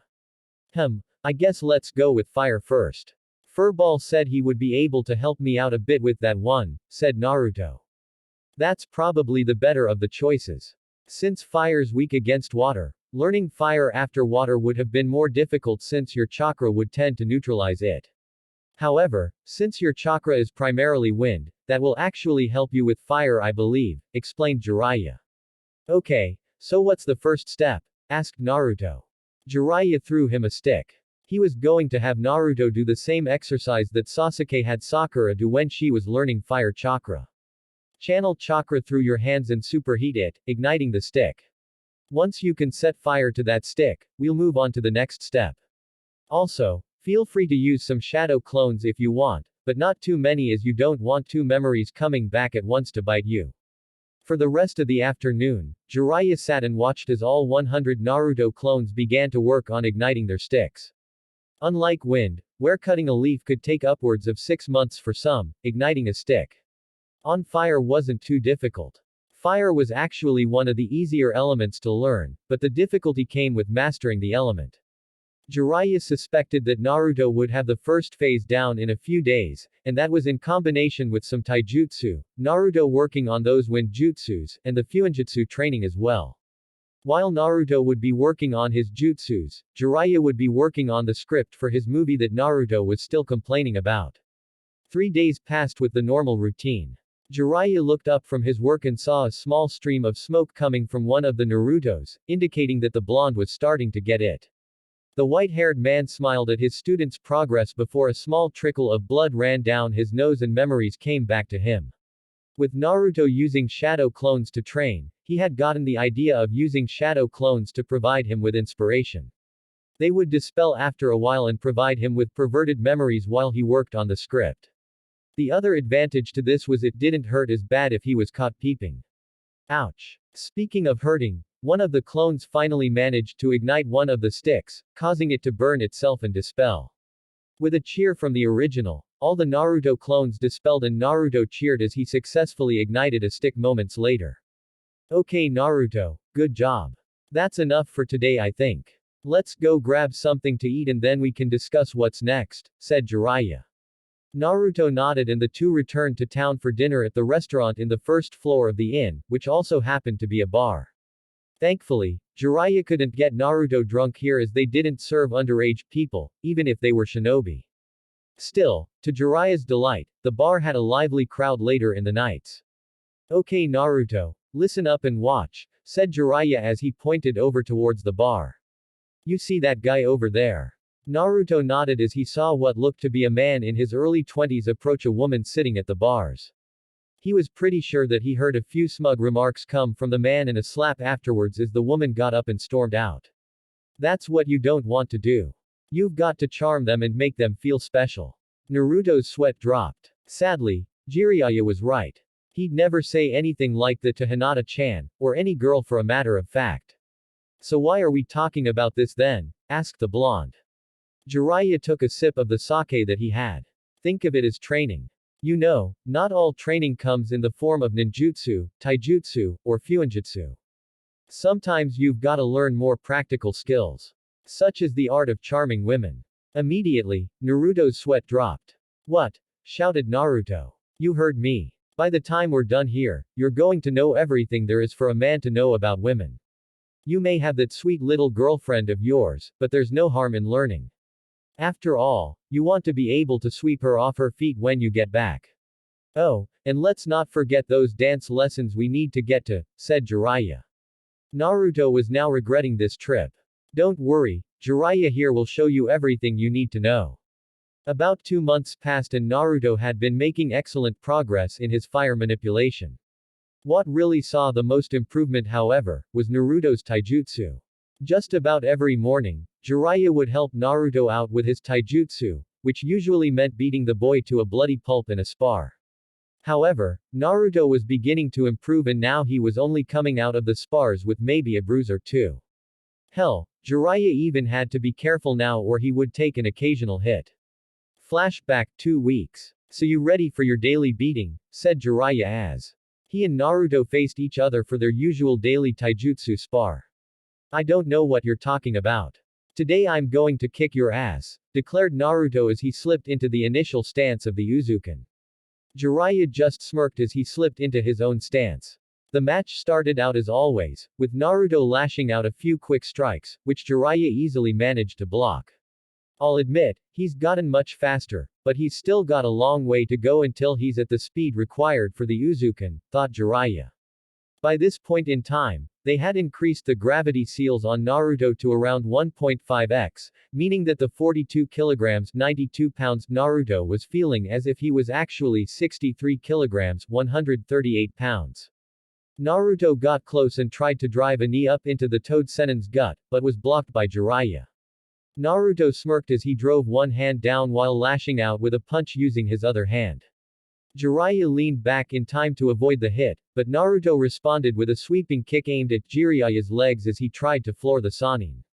Once again, Jiraiya jumped in time to avoid it. Yeah, his speed still needs work. Had he the speed required to use the Uzukan to its full effect, he would have had me with those 2 shots, thought Jiraiya, smirking. Damn it, swore Naruto. He thought he had Jiraiya there. Now it was Jiraiya's turn to go on the offensive as he pelted Naruto with a barrage of various strikes. Naruto struggled to avoid them before eventually having a foot slammed into his side. He clutched his side in pain. That last kick had hurt, and while he could feel Kurama repairing the damage, that spot was still going to be sore for a bit. Come on, just once. I can hit him just once. Naruto stood to his feet, determined to land a hit on the Sannin before the match was over.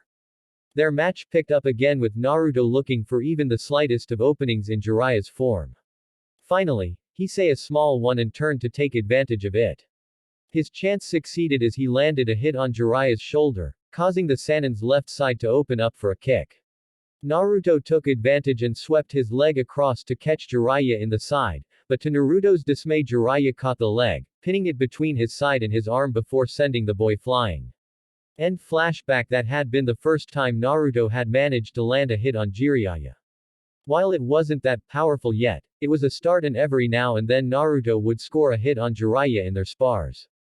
They had also bumped up the gravity seals to 1.7x, making the blonde feel as if he were 71 kilograms, 157 pounds.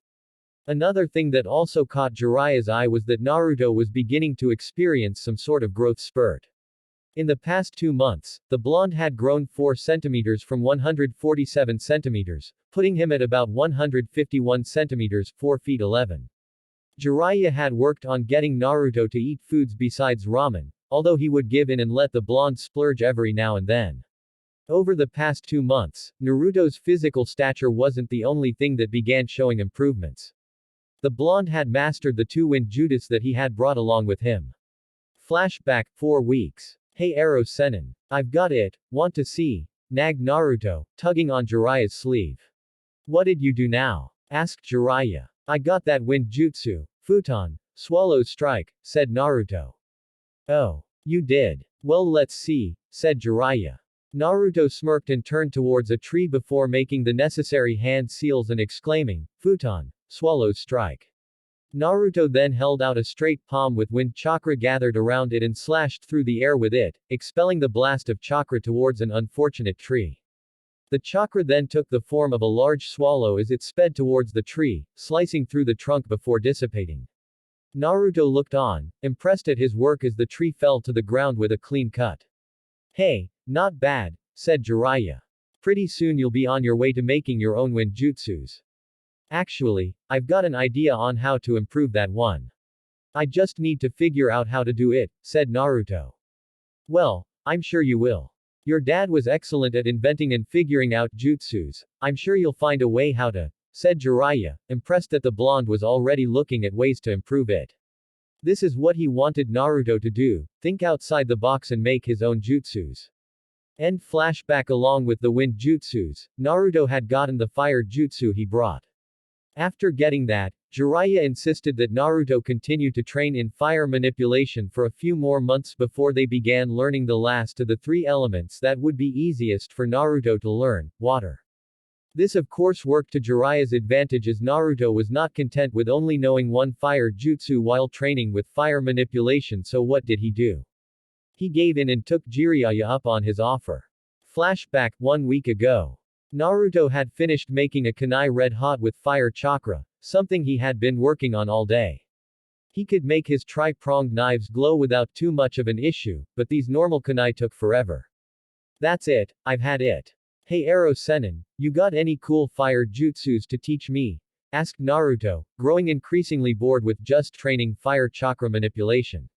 I don't know. That depends, do you have something for me? Asked Jiraiya with a perverted look on his face. It's about time. I was beginning to worry that this kid was actually beginning to develop a sense of patience. Naruto sighed. So the old pervert really was going to only give him jutsu for new versions of the sexy jutsu. He didn't want to, but it was the only way to get a new jutsu and save himself from the boredom of trying to simply set a kunai on fire. Fine. Shadow clone jutsu, exclaimed Naruto as he made a single shadow clone. Jiraiya looked on, notebook at the ready, as the two clones then performed a transformation. When the smoke cleared, two naked girls were standing, or laying, where the Narutos were. They were lying on top of one another in a seductive pose with their breasts pushed up against one another. Sexy jutsu. Girl-on-girl version. Jiraiya looked on, much to the delight of his perverted eyes.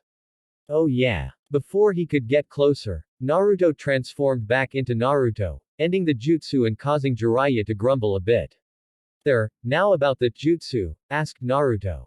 Fine, I guess a deal's a deal, said Jiraiya, giving Naruto a scroll. Naruto popped the scroll open and it read, Kaden, Flame Bullet. It was AC rank fire jutsu that required using chakra to build up oil in the stomach and then mixing it with fire chakra. You can either learn to build up oil yourself, or you can use a toad to provide you with the oil, said Jiraiya. I believe you and Sasuke used something like that against the Shukaku once with Bunta. Wow. Really? This is going to be awesome then, exclaimed Naruto. End flashback. Currently, Naruto was still trying to learn how to generate oil in his stomach for the jutsu, but he did it once before, using a toad to provide the oil, and the results were pretty good. Along with that, Naruto's Fuinjutsu was coming along good. He had finished up that entirety of the sealing scrolls that Jiraiya had given him at the beginning of the trip and was now back to learning the Uzumaki sealing techniques. Naruto had also managed to finish up the absorption seals for the remainder of his knives, giving him an absorption seal for all 5 elements. So long as he could react quick enough, he had a way to counter most elemental jutsu. He had also made a rather complex sealing matrix on a pair of bracers, allowing him to seal all 5 absorption kunai along with his tri-pronged, shuriken, and normal kunai.